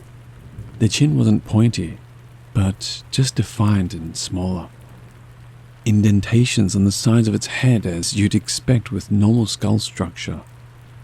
The eyes were almost normal human-sized, just slightly bigger and matte black. The nose was like a baby nose. It pulled me by my shirt to where I was sitting straight up, legs out, and came right up to my face. And then I noticed it had a mouth, like as if someone got a razor and cut a slit in clay, barely noticeable. Looking me in the face, it brought its hand around with its index finger extended. On the tip of its finger was a very small square, or rectangular, baby blue light. It looked almost like an LED. The being proceeded to shove the finger in my nostril, and I blacked out. I wake up maybe 10 or 11 AM. It was March 7th, 2021. I jumped up, as you would with any intruder in the home, panicking. My pants were around my ankles. My blankets were nowhere near me, and I was freaking out. I ran to the bathroom with some of my UV light equipment and checked myself, as I needed verification and was familiar with UV lighting for investigations.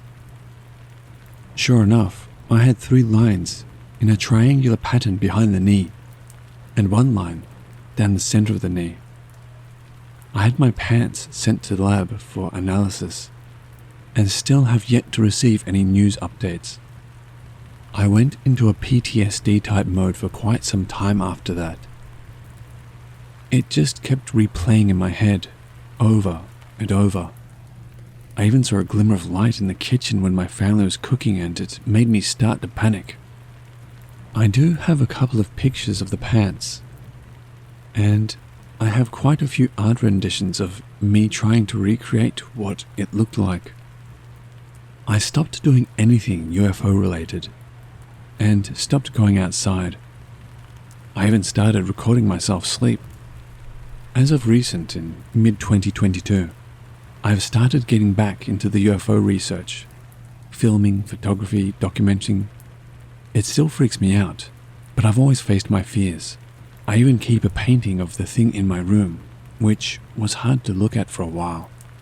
But I think it's healthy to face my fear. I don't know what that was all about, and I think about it often in my day-to-day life. I've wanted to meet an alien since I was a kid, but never imagined it being like that. I thought I'd share this though, since many of us who experience sleep paralysis seem to have these odd similarities, connections, and interests.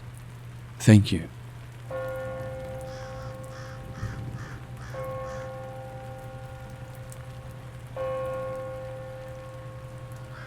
This is a story about an encounter my mum had, and is 100% true to her recollections. Some background. During this time, I was probably around 16. Me, my mum, and sister lived in a hotel/B&B, whatever you want to call it. My mum was the owner at the time. The property itself is made up of two very old Victorian period houses joined together. The front entrance would lead to the main road, and the back entrance would lead to what was almost an alley between the two houses, before leading out to a rear car park. We've all had different experiences around the property. You know, the usual stuff, like being in a room and feeling uncomfortable, like someone is there with you. Bangs and creaks on old wooden floorboards. Things going missing then turning back up. You know, the usual stuff. The night of the encounter, so it was around 10 to 11 at night. I think there would have been a huge event happening in the city where we lived at the time. The hotel was fully booked, and my mum was waiting for the final check-in of the night.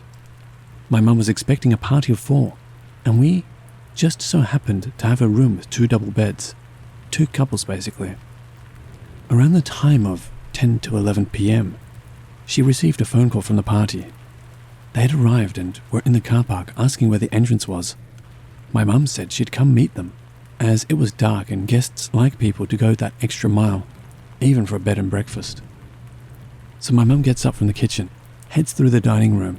To the left you'd have the front door, and to the right you'd have the main landing area, stairs and a little walkway to the back door. So she approaches the back door and heads down the walkway.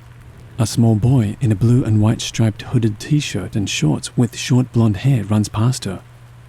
Like brushes past, the way my mum described it.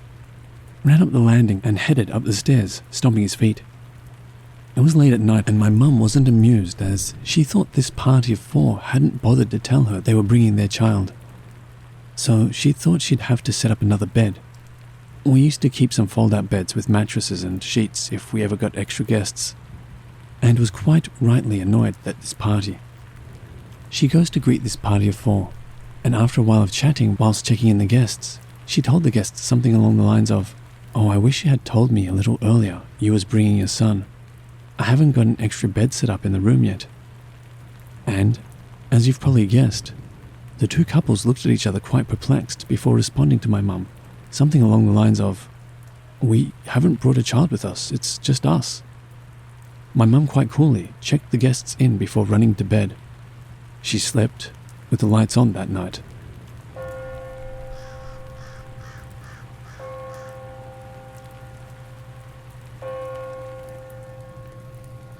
I checked into this hotel room with family Friday night. It's now very, very early on Sunday. A dream I had woke me up, and since I can't go back to sleep, I'm posting here. I'll start off by saying I'm generally not plagued by nightmares, and I definitely don't have auditory hallucinations. Last night, laying down to go to sleep, I've been hearing whispers. I thought I was just tired, but now I think it's something more.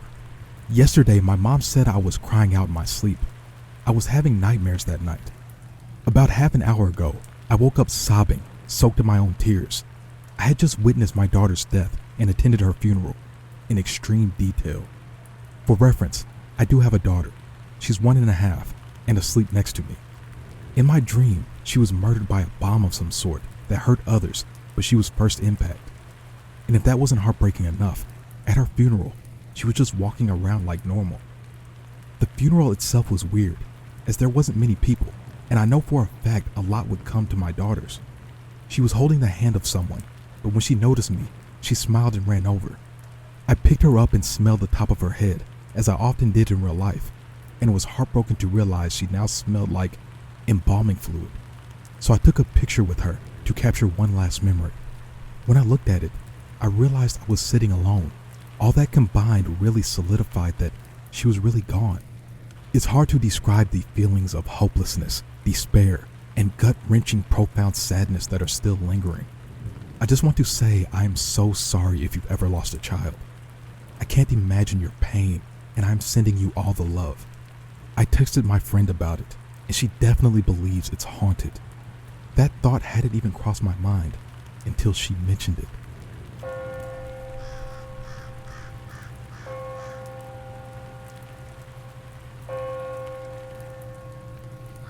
I love posting about my hometown because most of the stories have lots of historical info to add to the story.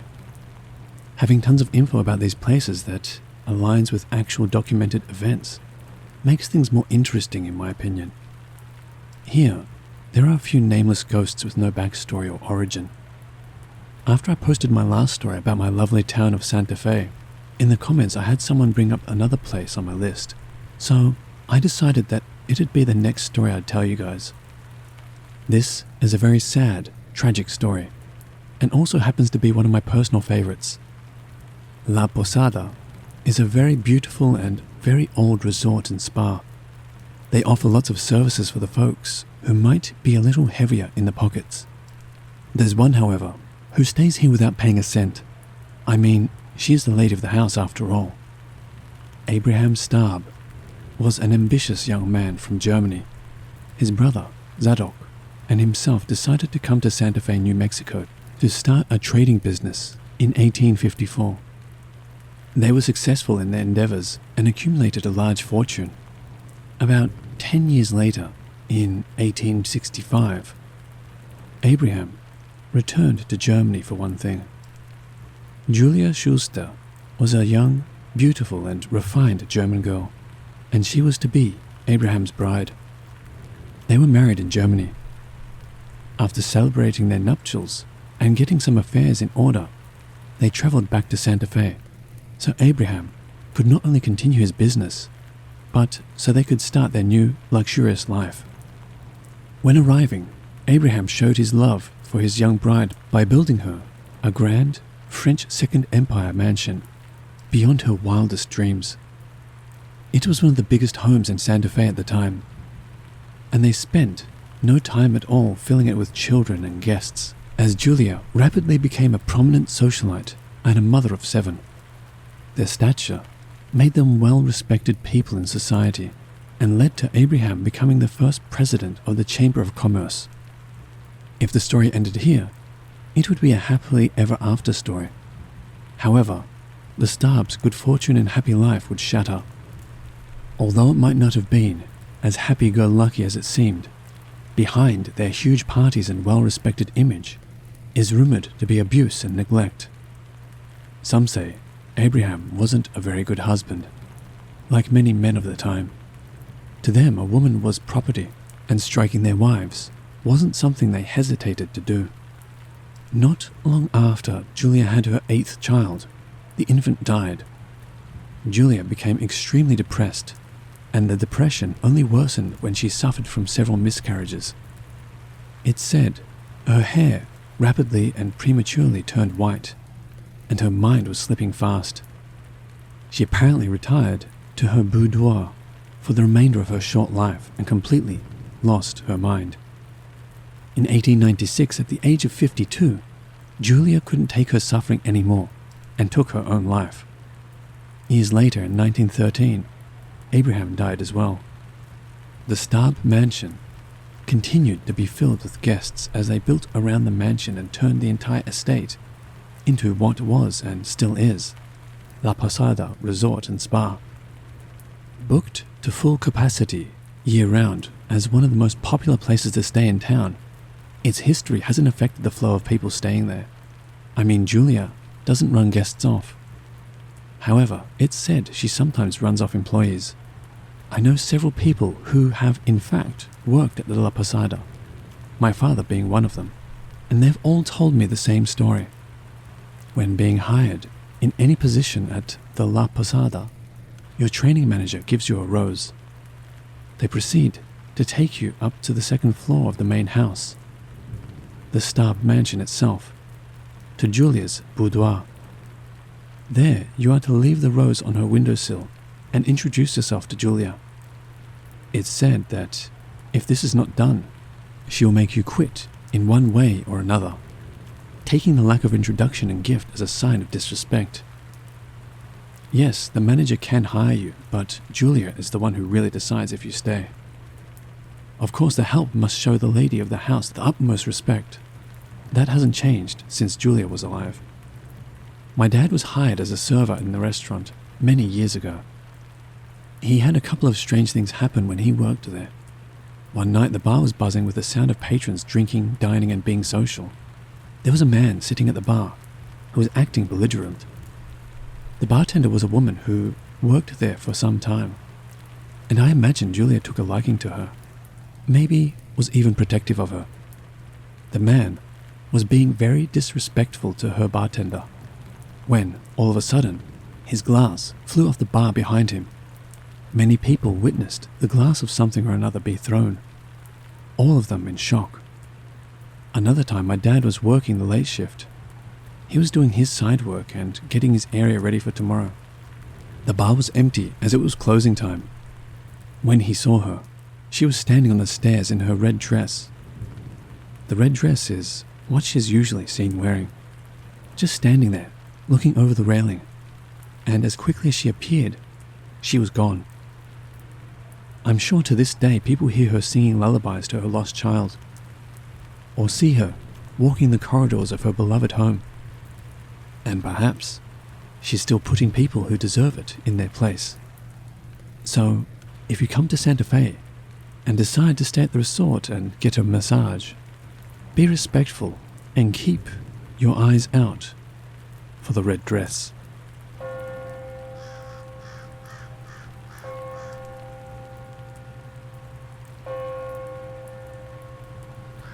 In 2016, my girlfriend and I decided to go on our first vacation together. We booked a 3-night stay at the Belmont Hotel, which was a historic hotel in the old part of the city. It was an elegant manor-style home from the 1850s, and parts of the property looked to be from that period. Massive staircases, parlor room, and original furniture throughout. Our first day, we did the usual touristy stuff. Exhausted, we settled into our room and crashed for the evening. Our first night, we barely slept. My girlfriend and I were both uncomfortable sleeping in the room and felt like someone was watching us. A few hours later, around 3 a.m., we were abruptly woken up to a very loud sound coming from above our room. It sounded like someone was pulling or pushing a large piece of furniture. The stuttering of wood on wood and the creaking was unbearably loud. This went on for so long that we were fully awake, thinking someone was working upstairs like a staff member moving furniture or rearranging the room. We were both dumbfounded, sitting upright in our beds, waiting for this to end. The second day, more touristy stuff. Didn't think much of the previous night. The second night, we were exhausted and went to sleep early. This night was strangely similar. We woke up around the same time to the exact same creaking and stuttering of furniture or something being moved around above us. It eventually stopped like yesterday, and we managed to fall back asleep. Next thing I remember is my girlfriend waking me up abruptly saying, "What are you doing?" I awoke, standing in the middle of the room in the dark, unpacking my bag, angrily throwing our clothes into the air. I snapped at her for asking me what I was doing and interrupting me.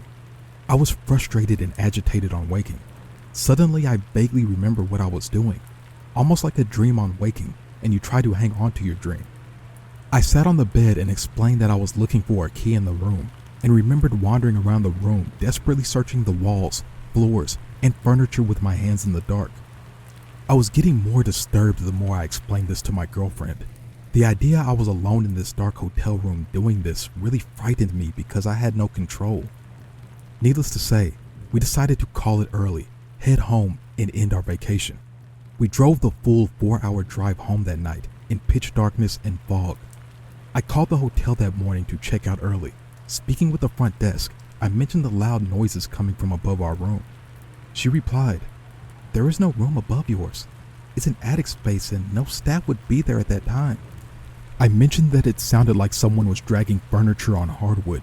She said there was lots of furniture stored up there. I asked her if the hotel was haunted. She responded reluctantly that she had heard other, similar stories.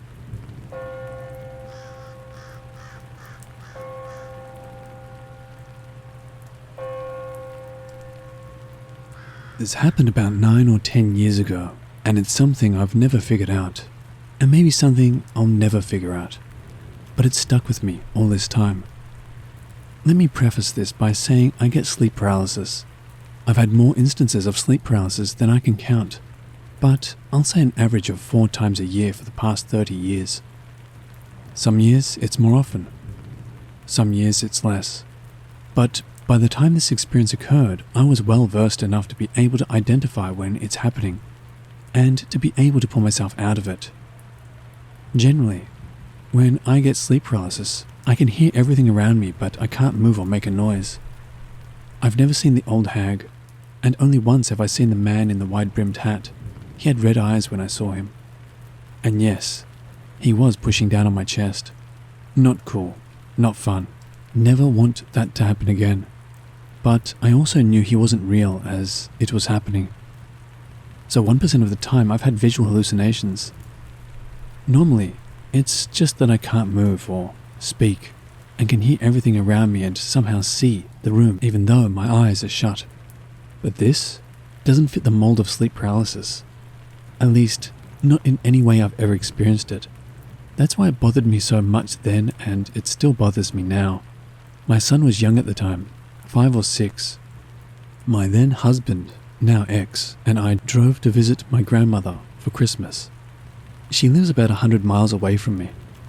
She has 2 extra bedrooms, but other family members scooped up the extra rooms before we could, so my husband and I rented a hotel room a few miles from her house. It was something like a Best Western or Holiday Inn. If I had to guess, I would say at the time it was less than 10 years old.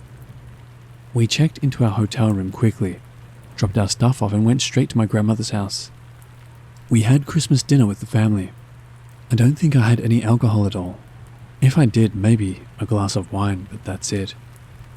It was a long drive down to her house, 2 hours at least. And then an eventful evening, so we were beat. We left Grandma's house around probably 9 p.m. and headed back to the hotel room. We drove around for an extra 20 minutes, trying to get our cranky son to sleep, which made me even more exhausted. The exhaustion is the thing that had me thinking maybe this was sleep paralysis because that usually triggers it for me. But again, what happened next is like nothing I've ever experienced before or since. The layout of the room is, the hotel room door opened up to a little hallway and directly to the left is the bathroom with a tiny closet next to it. Moving just past the hallway, the wall on the left turned 90 degrees and the beds were to the left. To the right, you could follow the wall straight to the corner. There was a dresser along that wall, and in the corner was an armchair. From that corner, follow that wall, and there was a window facing the parking lot, and in the next corner, there was another armchair maybe 3 feet from the head of one of the queen beds. That was where my husband and I slept. My husband slept on the side, near the armchair, and I slept on the inside so I could be closer to our son in the other bed. So we're exhausted. My son fell asleep in the car. I tucked him in and very quickly got changed and got into bed. My husband got in bed only moments later and I shut the lights off. Before I fell asleep, I observed that the light from the parking lot peeked in over the top and around the sides of the window curtain. It was brighter than I would have imagined with the curtain drawn, but I was too exhausted for it to bother me. I passed out quickly. Sometime in the middle of the night, I hear the click of a door handle turning, the lever kind. I was alarmed, but my body was still heavy with sleep. I'm also facing the direction of the door. I watch as the orange light from the hotel hallway slides across the wall opposite of me, and then slowly disappears as the door closes again, quietly. I felt like I was passing in and out of sleep, so the sight of this almost had a strobing effect. A young man, wearing medium blue baggy jeans and no shirt, walks past the ends of our beds. At this point, I am more alert but laying in bed trying to figure out if this is real or not, because it is so vivid. But I also have this feeling I was passing in and out of consciousness still. From the moment I heard the click of the door handle, I'm scared out of my mind, but still so tired. I want to get up. I want to scream, but I can't tell what is holding me in bed. Is it fear or exhaustion? At this point, the man is behind me. I can feel him looking at me, but I'm absolutely terrified to turn over. If I turn over, is it going to spook him and he'll attack my family? Right now, I can tell he's not moving, just looking. I finally feel alert enough and realize my eyes are closed. What? But I can feel him in the room. It was the scariest thing I've ever done because I might be facing an attacker in my hotel room, but I force my eyes open and turn over. Nothing. There's no one in the room. My heart is racing. It was so real. I look at my husband, and he's fast asleep with his back turned to me, snoring gently. My son is asleep. Everything is how it was when I fell asleep. I'm still on my back, looking at the armchair in the corner, at the end of the beds with the soft white light of the parking lot falling onto the chair as I calm down enough to fall back asleep. I can't tell you how much time passed, but it was dark, and then all of a sudden, I can see the armchair in the corner at the foot of the bed again. But this time the man that entered the room earlier is sitting in it. With the light shining from the window, I can see him a little better. It's a soft light, but I can tell his hair is buzzed short, and it's a dark brown. He looks young, maybe 18 to 25. He's either white with a tan or maybe Hispanic. I can't see his face features too well, but he could be a model. I don't know celebrities well enough to be able to compare him to someone, but he has strong cheekbones, sort of a perfect straight nose, and a strong jaw. It's too dark to see details, just his silhouette. He's sitting there, calmly, staring at me. He doesn't feel threatening or menacing, but I'm still scared out of my mind, because there's a guy in my room, in the middle of the night, staring at me. This time, the line between asleep and awake is even blurrier in my head. Am I asleep? Are my eyes open? I don't know, but I'm afraid to find out. I can feel my husband asleep next to me, so I decide the best move is to try to discreetly wake my husband. He's still snoring with his back turned to me, but my hand is on the bed next to his back, so I decided to slowly move my hand closer to his back and poke him. I poked him a few times, but he is passed out and not reacting at all. I was so pissed. He's dead to the world. Finally, I decided, F this, I'm not dealing with this alone anymore, and turn towards my husband slightly and lift myself on my elbow. And I'm about to grab his arm and shake the hell out of him when I notice the man is no longer in the chair anymore. Now I feel freaking crazy. What is going on? Where is this guy? Is he real or not? I am so tired, confused, frustrated, and scared. This man feels real. The details are so vivid, but as I'm trying to sift through what is reality and what isn't, I realize I think I can only see or feel this guy when I'm asleep. I pray to myself that this is the end of it. I'm trying to convince myself that this is just my brain, creating an elaborate, lucid dream, and I am safe. It should stop now because this is just a stupid dream, and I finally realized it. I roll towards my husband, facing his back. I close my eyes and start to drift off to sleep. I swear, it was only a few minutes later, and this time I can't see anything, but I feel the guy looking at me. But this time while sitting in the chair that's 3 feet away from my husband's head. I open my eyes. No one is there. For the rest of the night, I probably woke up every hour or so. Every time I fell asleep, I could feel this man's presence in the room. He never tried to hurt us. He just watched us all night. When I finally saw daylight through the curtains, I got up and woke my husband up and told him we had to leave. I tried not to alarm him or my son. I just got them up and dressed, and I think we're out of the hotel room by 7:30 a.m. The whole thing had a surreal quality to it because, with the exception of a few distinct moments, it was hard to tell when my eyes were open and when they were closed. When I was fully conscious and when I was maybe semi-conscious. There were parts that I could write off as a dream, if they weren't so damn vivid. And the whole night, the lingering feeling of being watched, even when I couldn't see him. Every time I recount this incident to myself or someone else, I'm no closer to understanding what happened. I refuse to go back to that hotel, though.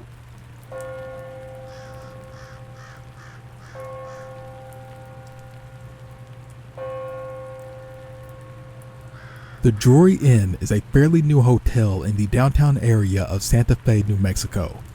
They only opened in the last 10 years or so. However, the building that is now the Drury Inn has been there for quite some time. This hotel used to be the original St. Vincent's Hospital, being the only hospital in Santa Fe for a very long time. The old St. Vincent's Hospital has more than its fair share of horror stories and resident ghosts. So the fact that it is now a luxury hotel is mind-boggling to me. I'll be honest, I personally would never lay my head there, even if I did have the money. Where to begin?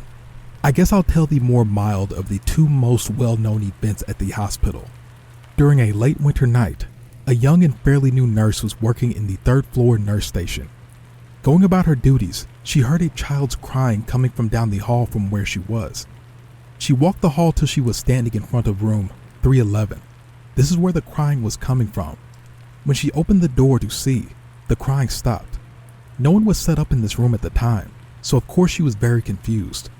She thought maybe she misheard where it was coming from, so she went around and checked her other rooms, yet every patient was in fact asleep. As she went back to the nurse station, from behind her, she heard it once again, the painful crying of a young child.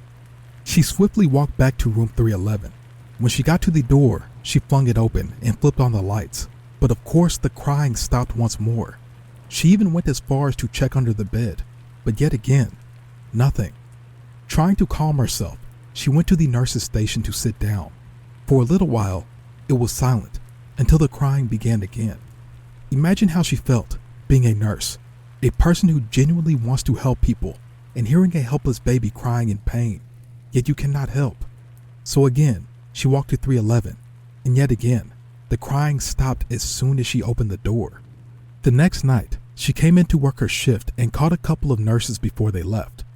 She told them about her eventful night, and their faces changed. They told her that everyone who worked the night shift on the 3rd floor heard the crying, and it picked up in the winter, especially around Christmas time. They told her to just ignore it, and for a little while, she didn't even hear the crying until Christmas Eve.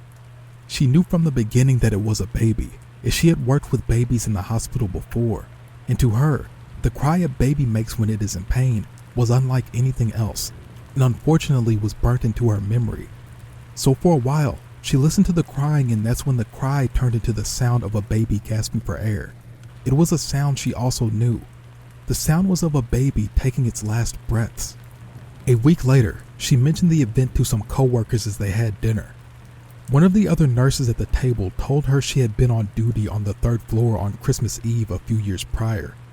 She said there was a bad car accident on the highway. In one of the cars was a father and his infant little boy. The dad died on the scene, and they rushed the baby to the hospital, which, may I add, is quite a long drive from the highway that the crash had taken place. Apparently, the little boy was suffering from internal bleeding. It was only a couple of hours later that the poor angel succumbed to his injuries. The nurse said she still remembered hearing the little boy take his last breaths, that they were rough and deep. The fairly new nurse asked which room the baby had died in, and of course, it was room 311. I wonder if the Drury Inn rents 311 out during the holidays. I mean, it seemed to already be occupied. This is truly a heartbreaking tale of the old building that I can only imagine holds many like this. However, on the other side of the spectrum, this building holds something much darker. Every haunted place has its hotspot. For the old St. Vincent's Hospital, that spot is the basement. People have reported experiencing many things in the basement. Disembodied voices and screams, things being banged on and crashing, seeing shadow people, and not only being touched, but being yanked, pushed, and pulled by their clothes and hair. This could be your normal run-of-the-mill haunting, right? However, people have also reported hearing low, guttural growls, moaning, being scratched, and probably most scary is more than a couple of people have reported seeing blood dripping from down the walls. Many will tell you there's no ghost in the basement, rather a demonic presence. They naturally use the space for storage, so staff didn't venture down there often. It's safe to say that every time someone went down there, they experienced something. At one point, when it wasn't a public hospital anymore, it was used as a nursing home. I don't know what made the nursing home staff less cautious than the hospital staff, but they took the rumors of the basement as an opportunity of sorts to scare each other. Anytime they had a new hire, they'd wait till nightfall and take the newbie down the service elevator to the basement. It was almost like a hazing ritual. They'd take them down, and when they'd reach the basement, they'd make the new nurse get out. They'd leave them with no flashlight in the dark, unfamiliar place and tell them to find the staircase and meet them back on the 3rd floor. The lights in the basement didn't work at all for some reason or another, and the only light source that would be down there would be an exit sign. On top of that, the basement has been described as maze-like. Huge building equals huge basement. One night, after training a new nurse's aide, one of the other nurses was given the responsibility of escorting the new nurse down the elevator to the basement so she could complete her initiation. They reached the bottom. She wished the girl good luck and reminded her to meet them back at the 3rd floor. She went back to the 3rd floor nurse's station to wait for her. After about an hour, she started to wonder where she was. Even if she got lost, she should already be able to find her way and make it back up. She decided to go find her. However, she was scared to go alone, so she convinced another nurse's aide to go with her. When reaching the bottom, she got out to look for her, while the nurse's aide kept the elevator doors open to shed some light, although it didn't help much. Luckily, she did have a flashlight. She started searching the rooms and then calling for the girl's name, when she heard a very quiet reply off in the distance. She yelled out to the aide that she thinks she found her and to wait for them. She went in the direction she heard her and found the poor girl, balled up in the corner of a big dusty room, quivering in fear behind an old filing cabinet. She helped the girl up and began leaving when she noticed something strange on the wall of the room. It was some kind of liquid. She ran her fingers down the wall to further examine the strange substance. It covered her fingers. Having nothing to wipe it off with, and wearing her white uniform, she let it dry on her hands. When they reached the elevator, she looked down to find her fingers were covered in what appeared to be blood, and when she smelled it, it was that unmistakable iron smell. That's when she began to panic, not wanting to be on that floor another second. They all stayed frightful long after they made it back up to the station. After the new aide calmed down enough, she told them what happened to her. She had began trying to find the stairs, but kept bumping into things as it was so dark. She started hearing things behind her that sounded like small taps and then thuds.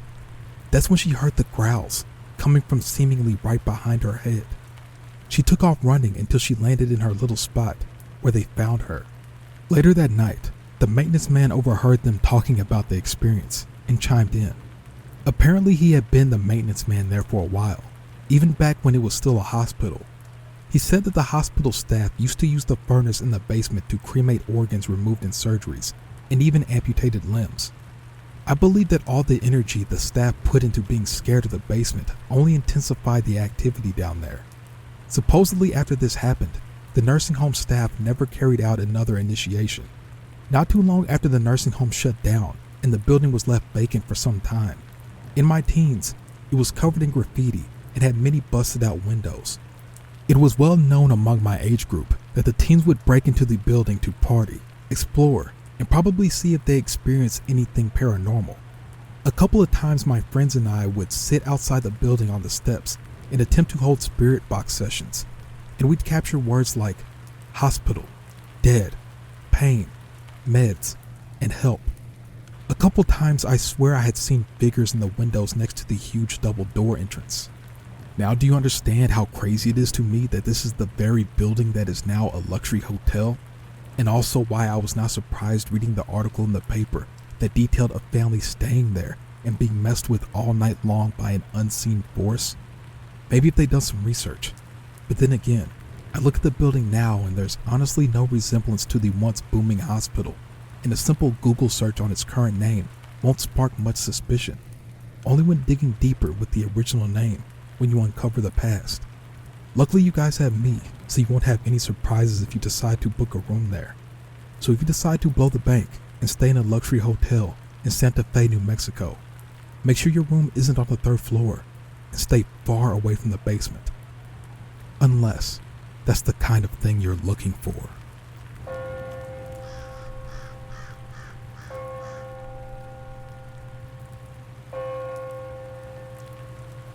For the past 2 weeks, my family and I have been traveling around various countries in Europe. Unfortunately, we had our passports stolen in Belgium and had to make a couple of last-minute changes to our plans, one of which included booking a hotel in a new city for one night. We stopped just for the night between trains in Cologne, Germany. I helped my parents find the last-minute reservation online, and it was a pretty standard apartment-style rental. When we arrived at the rental, we were all impressed by the views of the nearby cathedral and church spires, the shingled roofs, just the general feel of history that the whole town had. We went out for dinner and came back after dark, all heading to bed for our early train the next morning. I shared a room with my little brother, and my parents slept in the next room over. I remember asking them if we could swap rooms because I didn't like the layout of ours. There was too many doors for me to feel comfortable. I have a weird thing where I don't like sleeping near doors, and I can't sleep in a room with any doors left open. Anyways, they said no, we could just stay in the original room, which had doors to the kitchen, hallway, and 2 closets. I was too tired to push it, and I figured my fatigue would override my personal habits. So I just got ready for bed and tried to go to sleep. While I was sleeping, I remember having some cycles of regular dreams. Then, all of a sudden, I woke up within another dream. I was lying in the same bed in the exact same room, and my little brother was lying in the same bed too. It felt exactly like if we had just woken up normally. Now, I have very vivid dreams sometimes, but I never dream about being in the exact room I'm in, and I never wake up to a dream within a dream. In this dream, I was sitting up in bed, and so was my brother. I could feel that for some reason, we were both really scared, and there was this charged and anxious feeling in the room. I remember my little brother saying, "What time is it? Get out your flashlight." At the same time, we were both looking at the far end of the room where it was darker and away from windows. It was like we were both too scared to speak, but I could feel that we were both sensing whatever dark energy was at the end of the room. I started to fumble for my phone flashlight, just for some light, when all of a sudden this thing, the closest I can describe it as, is a dark blob of energy, moved super quickly over next to my side of the bed, and my brother and I screamed at the same time as this thing rushed up next to me. That's exactly when I woke up for real, around 2:30 a.m. My heart was racing, and I was sweating so hard despite the room not being hot. I was so unsettled that I turned on all the lights in the room and didn't sleep for about 2 more hours until I could finally somewhat relax and drifted back to sleep. This experience was very disturbing for me. I never wake up early in the morning for no reason, as I usually sleep through the night and rarely, if ever, have nightmares. Now, I am wondering if anyone can comment on a phenomenon like this. Can people have paranormal encounters in their sleep while in certain spaces? Was I just having a vivid dream? Or was that experience a signal that there was something in that space?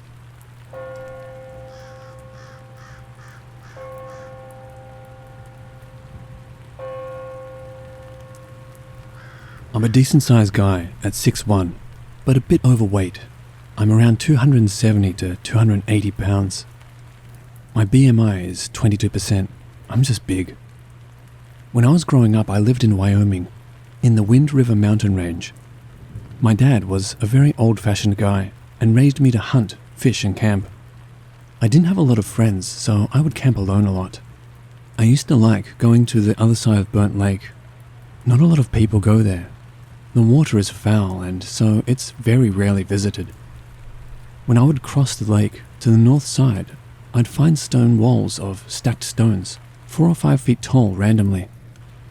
I've seen a tall hairy creature, most likely just a bear, but hey, I was an unarmed teenager, and noped right out of there when I was 16. But when I was 24, I decided to go back home and I wanted to go across the lake again. This time I had a Remington and my Ruger 44 Magnum revolver. When I crossed the lake, the place was quiet. First day was uneventful. The second day, I went in further. I came across bare footprints, roughly my size, just a little smaller. I'm a size 12.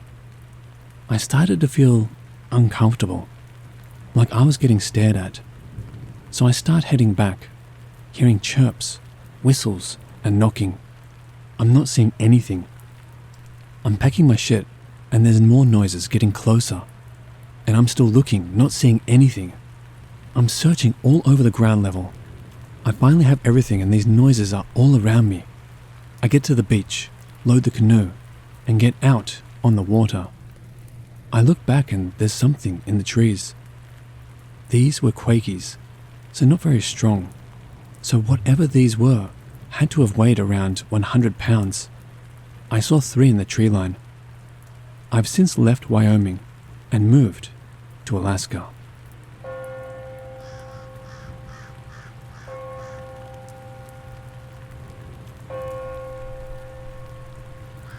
I can personally vouch for the existence of these people. I've been attacked by them before. They have stolen my gear, etc. I'm half native and I've spent much of my life in the wild. They are far more numerous than most would like to know. Some are not much more than animals in behavior, but others are escaped criminals, cannibals, and mountain witches. These are the ones to be wary of. They are all strong, fast, and stealthy.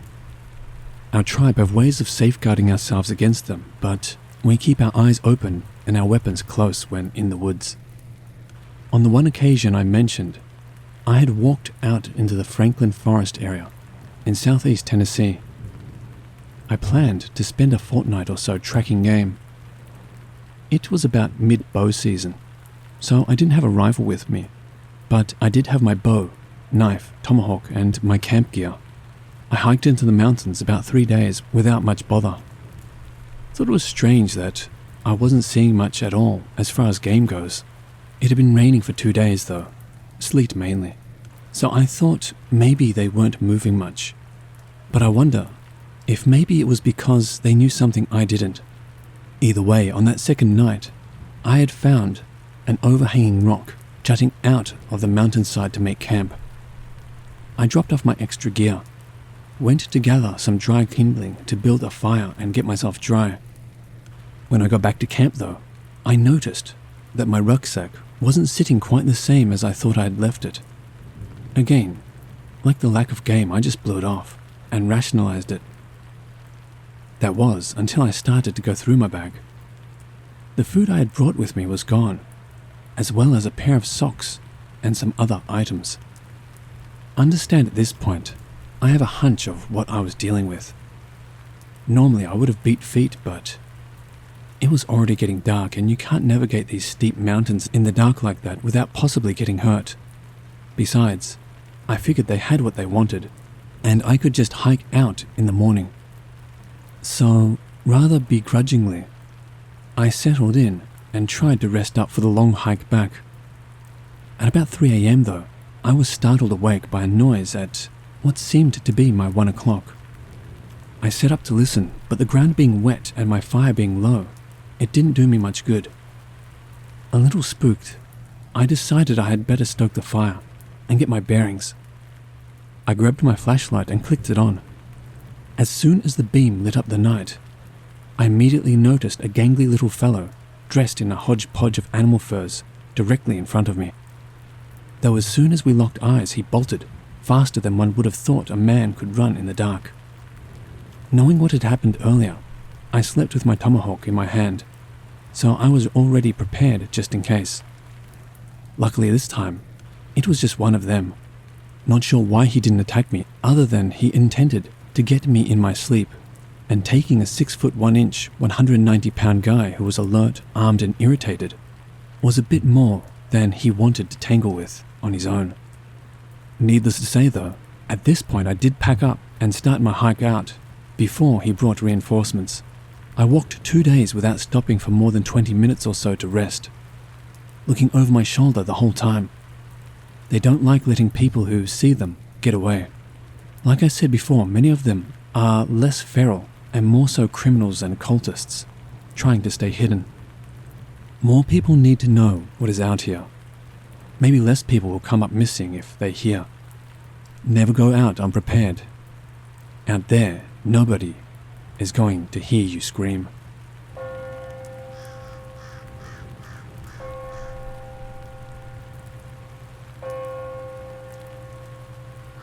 This incident takes place on my family's property in eastern Tennessee. They were having a get-together for dinner, as we still often do today. 4 boys, ages 8 to 11, and a girl a little older, were playing in the old tobacco barn, which was in clear sight of the house, aka front porch. It was mid-afternoon and everyone was still sitting around and just enjoying the company. My mother, my aunt and grandmother were in the house cleaning the kitchen.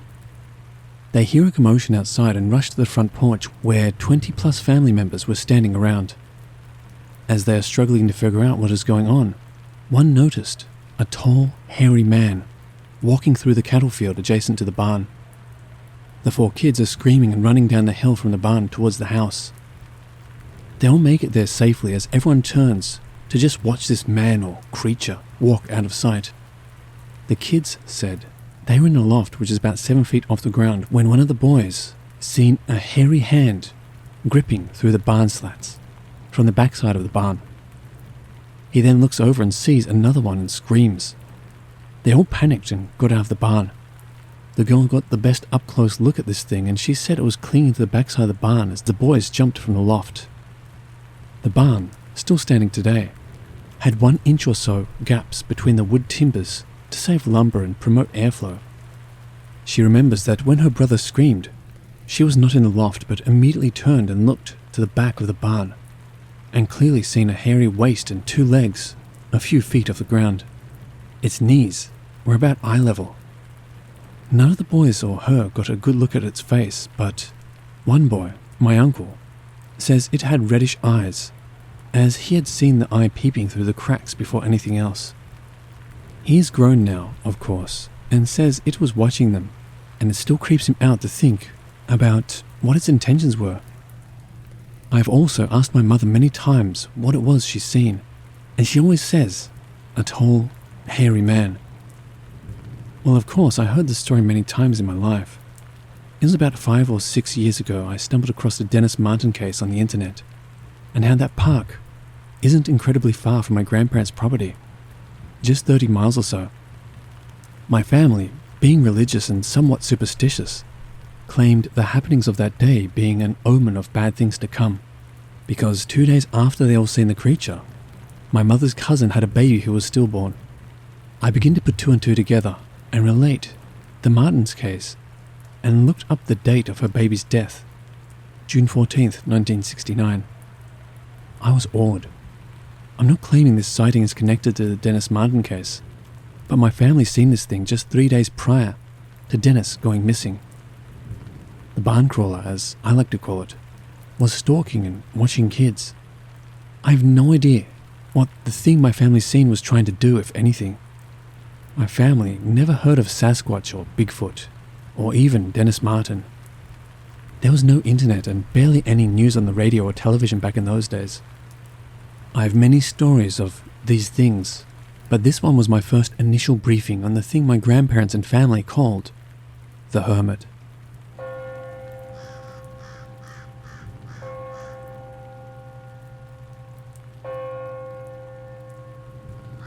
My face-to-face account happened around October, late 2009. It was getting cold and the wind was gusting that night. I had a dog that I basically inherited from an uncle who passed on. He was a bulldog, hound dog mix. The dog had been a bear dog. It's a common breed for the job. Yes, it's savage to some, but bear hunting was a big deal to my family, and this area in general. He came to live with me and moved inside. We spoiled him and retired him to a pet. I would walk him on a leash at night, just so he wouldn't run off. It was late in the evening, 11:30 p.m. or so, and he was standing at the door, which meant he wanted out. I got the leash and headed outside. It was a dark, moonless night, and there is no streetlights out here. None. And when there's no moon, it's difficult to see 5 feet in front of you. My house sits on a 5-acre unfenced lot with cow pastures and a dairy barn on the right side, and another fence line 250 feet or so directly behind my house, and woods to the left side. So I would just let him lead me around the yard on an 8-foot lead. Usually he would go straight for his favorite fence post and do his business, but this particular night he put his nose to the ground as soon as we stepped off the porch. I played along, saying, "Go get him, boy." There is a steep embankment to the right, where the dairy farm's driveway runs along the top of it. He continues to sniff and flag his tail, smelling the ground. I knew he was tracking footprints because the wind was blowing hard and steady at our backs. I continued to encourage him, just for fun, and let him do what he loved doing. I just figured he was tracking a raccoon or possum, because seeing a bear in this direct area is rare. We had made it to about 30 feet from the fence in back of my property, and he had his lead tight, still pulling right at the foot of the bank. If he wasn't a white dog, it would have been hard to have seen him, but all at once, he yelped out, and it was like that 120-pound dog hit a brick wall and turned to flip back towards me. He ran behind me, and in my shock, I yell, "Get to the house." I stood there, looking at a big, dark mass. It stood up somewhere around 8 feet in front of me, on what appeared to be 2 human legs. It was at least as tall as me, maybe taller, and I'm 6'3". It made a noise I can only describe as a human growling and a little throat chattering. This thing turned and walked up that steep embankment effortlessly. As I just stood there with a dog leash in my hand, my hound was nowhere to be seen. I did have a pistol on my side, but it happened so quick that I never even reached for it. This thing could have ripped me apart if it wanted to. That I am positive. I continued to stand there, not fully realizing what had just happened. Maybe it scared the senses out of me. I don't know. I tried to convince myself it was a bear, but this thing was no bear. That dog would have fought it to the death if it was a bear. And a bear doesn't move like that either. The wind was howling, but it was silent in its movement, and the way it moved still bothers me today. It was almost like a shadow. I eventually turned and walked swiftly back towards my porch once I was convinced it was gone.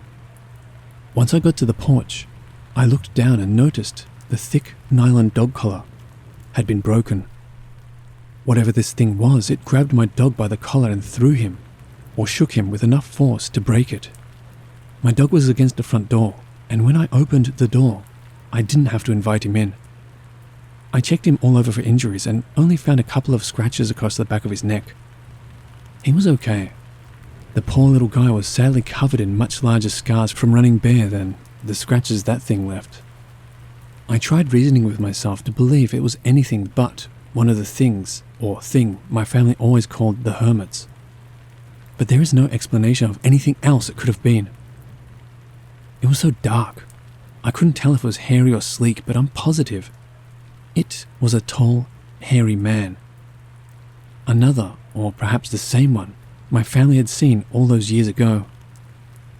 East Tennessee is full of underground streams, caves, and caverns, not to mention the terrain where these things could basically go unseen.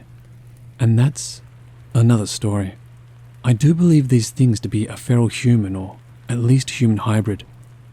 I can say for sure that there are bipedal beings far superior in strength and stealth to us, roaming around in these hills of East Tennessee.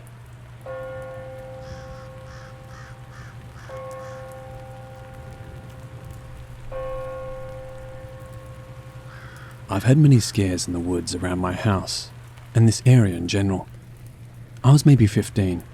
A cousin, myself, and or a few friends would jump into my grandfather's truck and go riding the gravel roads. We did this often on Saturday nights. These roads were very secluded. There was a particular bridge we'd go fish off of. The bridge was away from everything, miles either way to a home or another road. I've sat on that one-lane bridge all day many times and not have to move because there was no sort of traffic out there.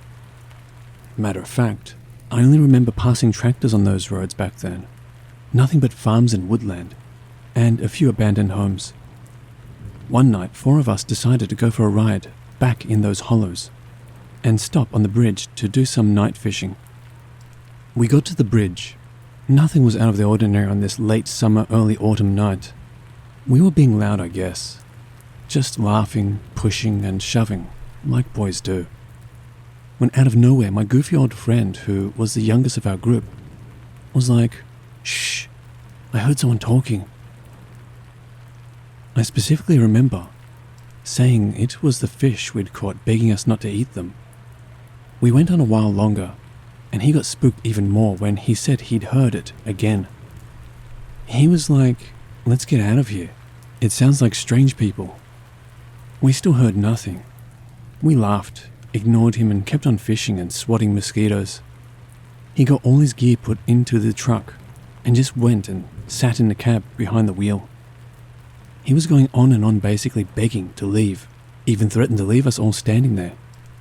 The 3 of us still fishing were basically leaning against the side of the truck with lines dropped over the side of the bridge. We had caught several fish and weren't ready to leave, but he kept insisting we have to go. My cousin told him it was his imagination and to just go sleep. He stopped for a while, but stayed in the cab. There was no light except for a very dim lantern we'd taken from home. The light of it was just enough to see to bait our hooks. Everything outside that light was just dark and woodsy. Nothing but thick overgrowth on both sides of the road on either side of the bridge. Things got quiet as we wound down, and our other friend told the one behind the wheel to scoot over. He was getting in. Only my cousin and me were left fishing. Barely any words were spoken for the next little while. And then we all heard a splash which heightened my senses and everyone else's too, I suppose. Already, admittedly now, spooked by the splash. When the first friend said, "Oh shit, someone walked by this window," he was terrified, and the second friend starting the truck says, right after, "He's not lying, get in." My cousin and myself both jumped into the truck bed as he was putting it into gear. He hadn't even turned on the headlights, but was holding the brake as we sat with our backs to the cab. I looked to the back of the truck as he released the brake and saw a disfigured face and a hand reaching for the truck as he hit the lights and spun off. In the dust, I could still see the figure of a man and another figure at the side of the road up on a bank. My cousin saw it too. We all did, but I didn't have to ask. It was evident by the look on his face, and I guess my face looked the same. We left a fish on a metal stringer there, and 2 rods as well. Whatever it was, man, creature, or whatever, looked like a deformed Abraham Lincoln. For years after, we even called it the naked Abraham ghost. We all saw the same thing though, a bearded, hairy, tall, skinny man thing reaching at us from the darkness. I still believe it was moaning or mumbling or talking or something as the truck started. Its mouth was open. I was so scared. It was probably the scariest thing I had ever witnessed. We got home safely, went to bed quietly, then got up and went to church. After church, my cousin and me got our nerve back in the daylight. We told our grandparents what happened and asked for the truck to go back and get our tackle. Our grandfather just agreed to take us. On the way there, we had a long conversation about what exactly it was we saw the night before. Of course, our grandfather just said it was probably the hermits out there, even after we described it thoroughly over and over. Once we got to the bridge, we saw our poles were still there, lines still in the water where we left them. One even had a small catfish still on the hook. Our stringer was gone, and with all the several catfish we were going to keep. It was tied to a rail on the bridge by a rope, and we'd lower it into the water. We loaded up everything and left. The conversation grew to something other than the hairy man that day. I did go ride those roads many more times, but never did any of us go back to that bridge and sit at night. The face of that night still creeps me out whenever I'm out in these hills in the dark, and that night crosses my mind. It wasn't until recently that I started to believe all three of my stories could be connected to feral people. Not Bigfoot or a ghost, but wild men of East Tennessee. Something is here in the woods, watching us. I never heard of them attacking anyone, but who knows what they were really up to. They were watching, then approached us. I thank God that I cannot answer that question, because if I could, then I may not be here today to tell any of this to anyone. There are missing people, a lot of them through the years, who just disappeared without a trace here in East Tennessee. Be careful out here in these hills. That's the best advice I could give anyone.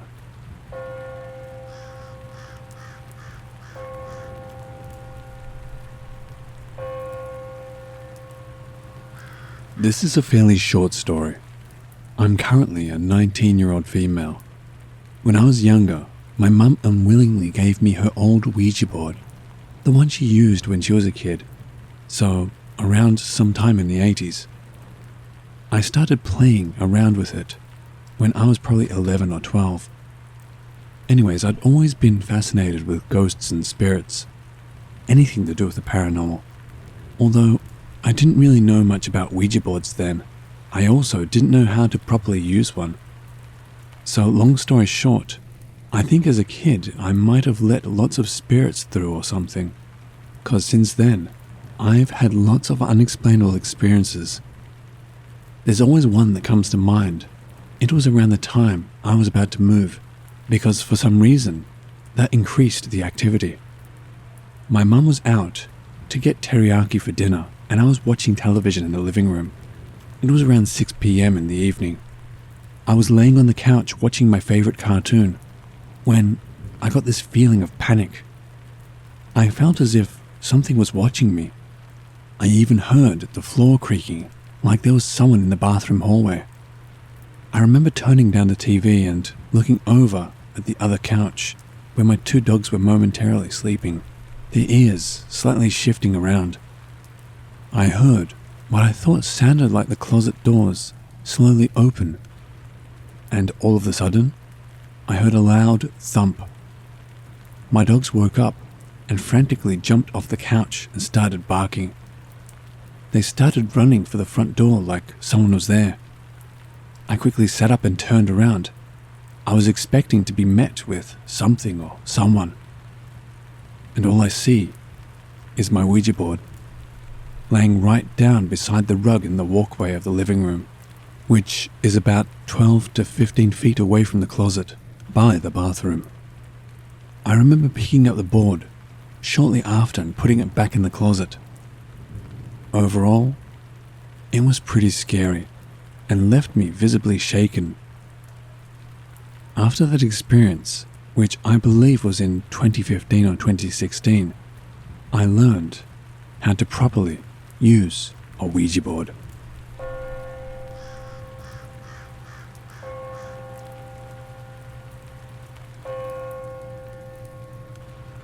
When I was about 11 or 12, my two friends and I had the great idea of playing with a Ouija board.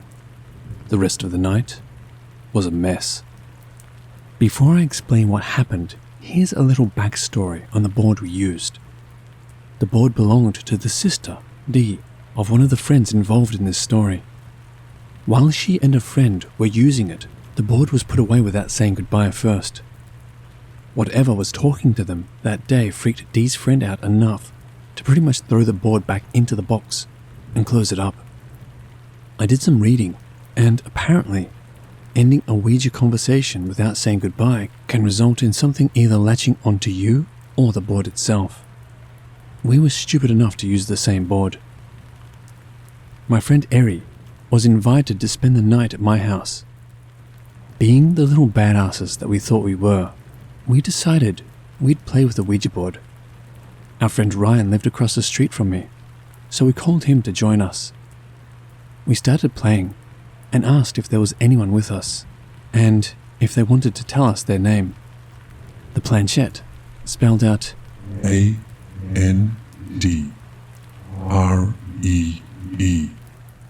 Okay, cool, my middle name. At this point, I was sure that Eri was messing with me. Y-O-U-M-U-S-T-R-U-N.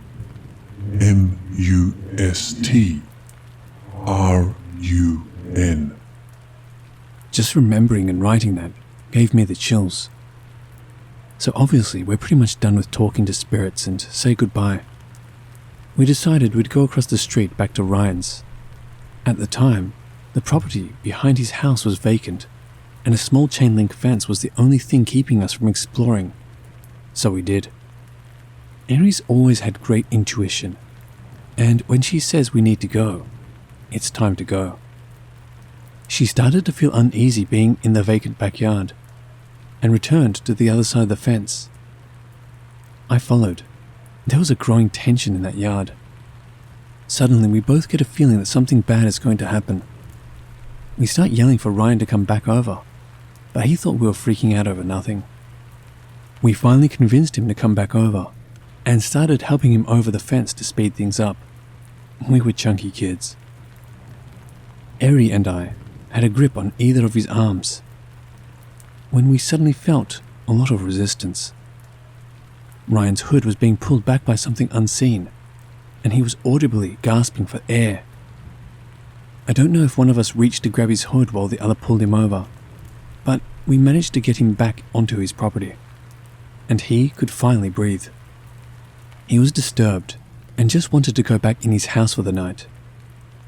Eri and I parted ways with him and went back to my house for our sleepover. We talked about what had happened, but since we were kids, the situation was now funny and cool. It wasn't. Due to my past issues with sharing a bed with someone, I slept on the floor and gave her my bed. When I woke up in the morning, I had 3 long scratches on both sides of my pelvis and waist. I had slept alone. Eri couldn't have done it. It looked like deep cat scratches, but my cat was declawed, not my choice. And I never scratched myself like that. It never happened again, but it's something I still think about to this day.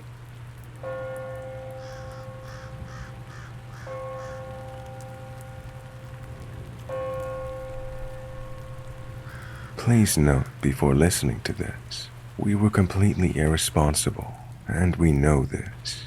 Back when I was in high school, 2 friends of mine, Olivia and Megan, decided we wanted to use a Ouija board. I was nervous to do it the first night, so it was just Olivia and Megan. It works, so I started doing the board with them.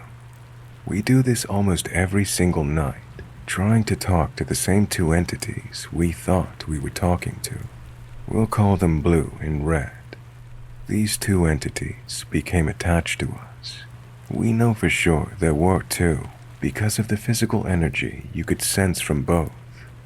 One was a very strong, intense energy that caused chest pressure and ringing ears. They'd appear shorter and move the planchette quickly. The other was weaker, causing only pressure and no ringing in our ears. They appeared much taller and moved the planchette slower. It was always the same physical appearance and physical energies. I have a tiny story for Blue and Red. However, I've decided not to share, as their deaths are a sensitive topic that could easily trigger someone listening. It started out like the typical Ouija board experience. Electronics turning off on their own, hearing footsteps, feeling like we were being watched, tapping and banging, things moving on their own. We even had objects disappear and reappear in other places. I also have a few razors that were completely dulled to the point where the sharp parts are completely gone. They're just pieces of metal at this point, not razors. It was something that never bothered us because we didn't scare easily. Then it escalated. They became more physical. They'd appear to us. We'd hear them talking through phone calls. You could hear them moving around through the phone and even interacting through dreams. I've had dreams of drinking and talking with them, telling them about my dog who'd recently passed, venting about BS, and then the one I remember most, being put in their positions before death. Olivia and Megan had the same dreams. It escalated again when Megan and an outside friend upset Olivia, Blue, Red, and myself. Megan began to experience some revenge from Blue and Red through the board and outside of the board. The things that happened outside the board include being hit with a car door, being pushed, and having her milkshake explode in her face.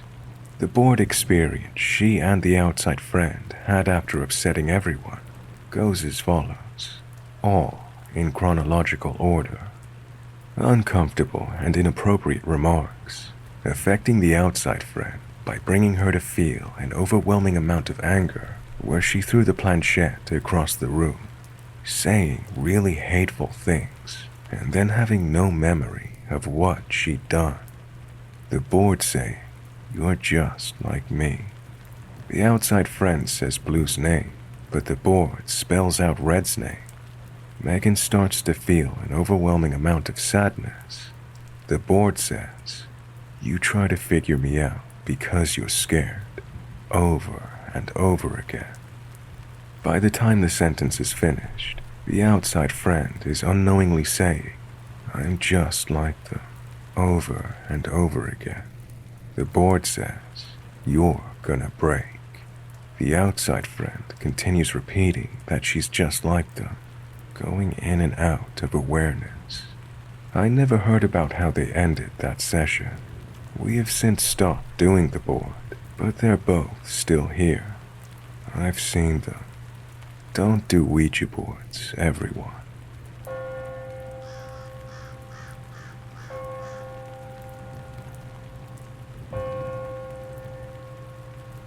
About 15 years ago, my old high school group decided we were going to attempt to contact my friend Ben's biological dad that had recently died before he got to know him. Now, Ben was absolutely wild. He wasn't scared easily. My high school sweetheart was with us, and he was absolutely terrified. I owned a Native American necklace that had items placed in it for protection from spirits. To help ease his anxiety, I placed the necklace around his neck. We partook in the devil's lettuce and started our session, giggling. I was no believer in Ouija boards. It didn't bother me a bit that we decided to do this in an abandoned church deep in the woods either. Only my boyfriend was terrified, which caused our friends to tease him mercilessly. The board was set up and we got serious. We just had no idea how serious this was about to become. As the planchette moved to spell his father's name, I smiled, thinking this was his method of closure. He was clearly doing it because he had refused to share the name beforehand. But, looking into his eyes, I saw something I'd never seen etched into his face. It was fear. I can't remember how it all went down, but suddenly, the board was spinning and had said murder. I was starting to feel cold even in the heat. That's when it all went to shit. The pews, already broken, were shaking uncontrollably, even toppling over. We were in a back room that was essentially empty, but we ripped open the door to discover the pews toppling over. It started a massive panic to get out of the building. As I was running, I realized my boyfriend was not with us in the woods. I turned back right as Ben and a few others pulled off in their cars. Once I re-entered the dilapidated church, my boyfriend was stuck, literally stuck to the floor screaming. The building was shaking. It was ice cold and it felt like a sock had been shoved into my mouth. I remember my best friend helping me carry him out of the building. Within an instant, he had his wits about him and refused to talk about what had happened. He looked like he'd just been through war. He opted to keep my protection necklace on, citing that the demon may follow one of us. We never really talked about what happened, and that was very strange for my very open friend group. We knew it wasn't an earthquake because we live just an hour below the Blue Ridge Mountains of Appalachia and never get quakes that could move furniture. And to be honest, I felt something dark around me until a cleansing 11 years later, after the scariest haunting I've ever experienced happened. I don't know what we released or even have any clue how that could have been a natural event. Something threw those church pews to pieces, and we never went back.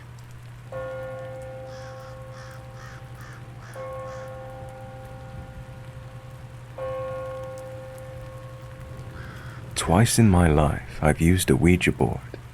The first time I did it, it didn't seem to work out all that well. The board was a bit dodgy, and there was one person in the group who I was certain was moving the glass for theatrics. I couldn't prove it, but I had my doubts. The answers to the questions were sketchy at best, and not all of them made sense. The one thing that maybe might have proved it was real was that I remember for weeks after we did it, our cat at the time would just sit outside the doorway and stare right in the direction of where we had set it up. We all noted that it was kind of weird, as he'd never done that before, but he eventually stopped and we forgot about it and moved on. Perhaps we did make a connection and our setup was just wrong, or our etiquette was off. Either way, I remained largely unconvinced that we had contacted actual spirits. The second time, though, was an entirely different outcome. A few years later, and I'd moved across the country to attend university. One day, me and some of my uni friends got on the topic of a Ouija, and we decided to have a crack at it one night. But this time, we'd do it properly. One of my friends was quite an esoteric sort of guy, and he did some research on how to properly do it. None of the others besides me had tried Ouija at this point, so we were mostly going in blind. But my friend made us a proper board setup, and even used a sage smudging stick to cleanse the room of bad energies, as he put it. Once that was done, the four of us sat down and got to it. I will mention here that I was still very skeptical, so I went in with the mindset of carefully observing the other guys to see if they were messing with the glass at all. But throughout the entire session, the movement was so fluid and precise that all my doubts quickly evaporated. I was genuinely astounded that there was a supernatural entity interacting with us throughout this entire session, but that wasn't the only reason I started believing.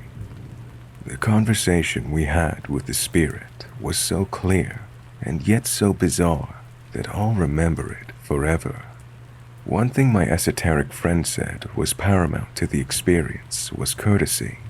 So we started off basically asking if there were any spirits available to speak to us. And when we got a yes, we introduced ourselves and asked if it wouldn't mind speaking to us for a little bit. We apologized for intruding and made it clear that the spirit did not have to answer any questions it didn't want to. And then we began our questioning in earnest. The spirit we were speaking to was a soldier killed in 1984. He was from Yemen. He quite enjoyed the afterlife, or wherever he was at the time. He made it very clear to us that death was not the end, that there was nothing for us to fear in the afterlife. He said the concept of heaven and hell were untrue. He also said reincarnation was possible. After all of this, we then decided amongst ourselves to wrap things up, having already had our minds blown away by what we just experienced. We said thanks to the spirit and wished it all the best. We also waited for the spirit to say goodbye to us. This was an important part, according to my friend, as it would allow the spirit to return to its own realm easily. And that was it. I walked out of that room with a strange feeling of bewilderment and yet also enormous relief. If what the spirit said was true, and I had no reason to believe it was lying to us intentionally, then death was almost something to look forward to. I considered myself a pure atheist up until this point, but this one night rattled that belief so hard that I no longer consider myself as such, and we will always have the memory of my Yemen friend to prove otherwise. Thanks for listening, guys.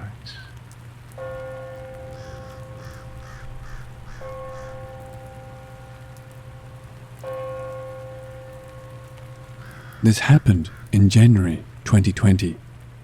I was 22 and my sister was 15.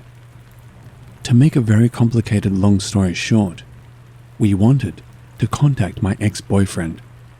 He had killed himself a few months prior in the house we shared, and I still lived there. We were always weary of Ouija boards, but we were desperate for answers. We turned off all the lights and lit candles, blessed the house and said the stuff. We were extremely careful to be respectful and follow all of the rules. We connected with a few different entities. The first one called itself Mama. We asked if it knew my boyfriend. It said yes, and that it could connect us. Something then said it was my boyfriend, and it said it loved us, and said XD, which we assumed was the XD laughing face he would use. Then it said that Mama was evil and bad. It asked us to come back tomorrow. We came back, and this time was way worse. It was Mama again.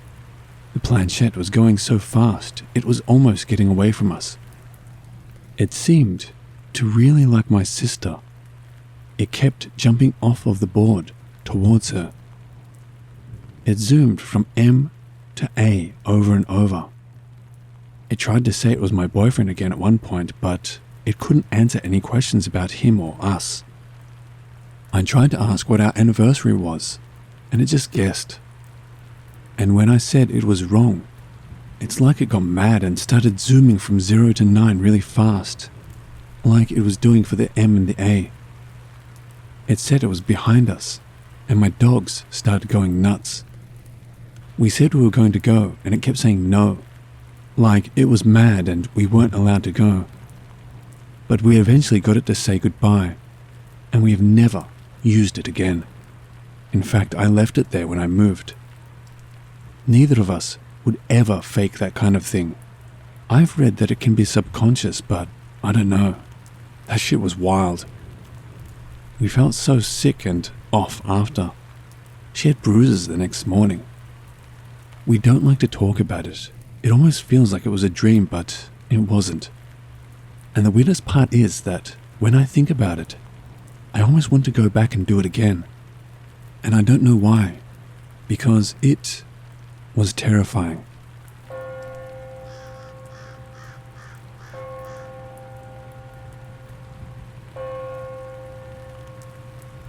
This will probably be a very long story, but I'll never forget it as long as I live. I also didn't believe in anything paranormal or outside the realm of science until this happened. I still just don't know what to make of it, to be honest, and I would love to hear what people think might have been going on. So my freshman year of college, I moved into a dorm in a very old historic building in Florida. It was 2020, and COVID was still really bad, so each student had their own room.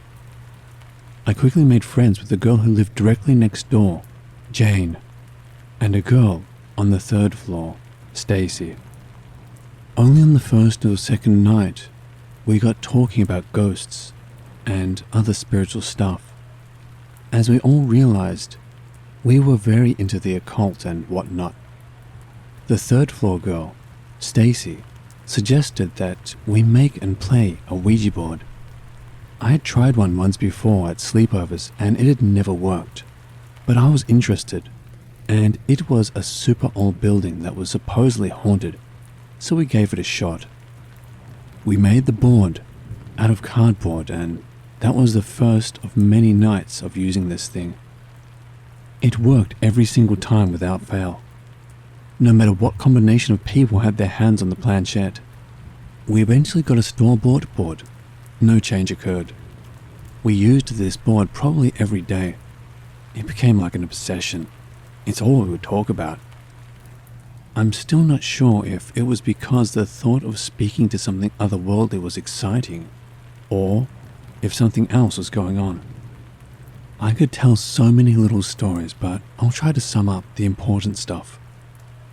We knew it was legit the first night we played. We were quickly introduced to the entity on the other side.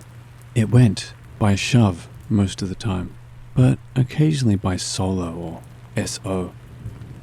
I don't think we spoke to anyone but them the entire time. We tested it by asking the name of the stepmom of another friend we'd recently made. It guessed correctly immediately without her having her hands on the board. We had just met her, so there is no way we could have known this.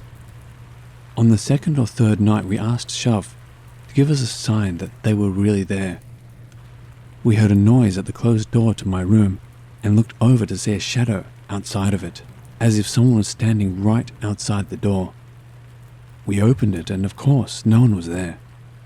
We closed it, and the shadow was gone. Little things happened over the course of the semester. Things would be moved that I couldn't explain. The sink in the bathroom down the hall would turn off and on by itself when nobody was around. Stuff like that. After a few weeks of this, things really started to get weird. One night I was playing the board with Stacy's boyfriend and Jane. Stacy was laying with her head on her boyfriend's lap, not touching the board. Suddenly, she started panicking and hyperventilating. We thought she must be having a random panic attack or something, but she claimed she was unable to control where her eyes were looking.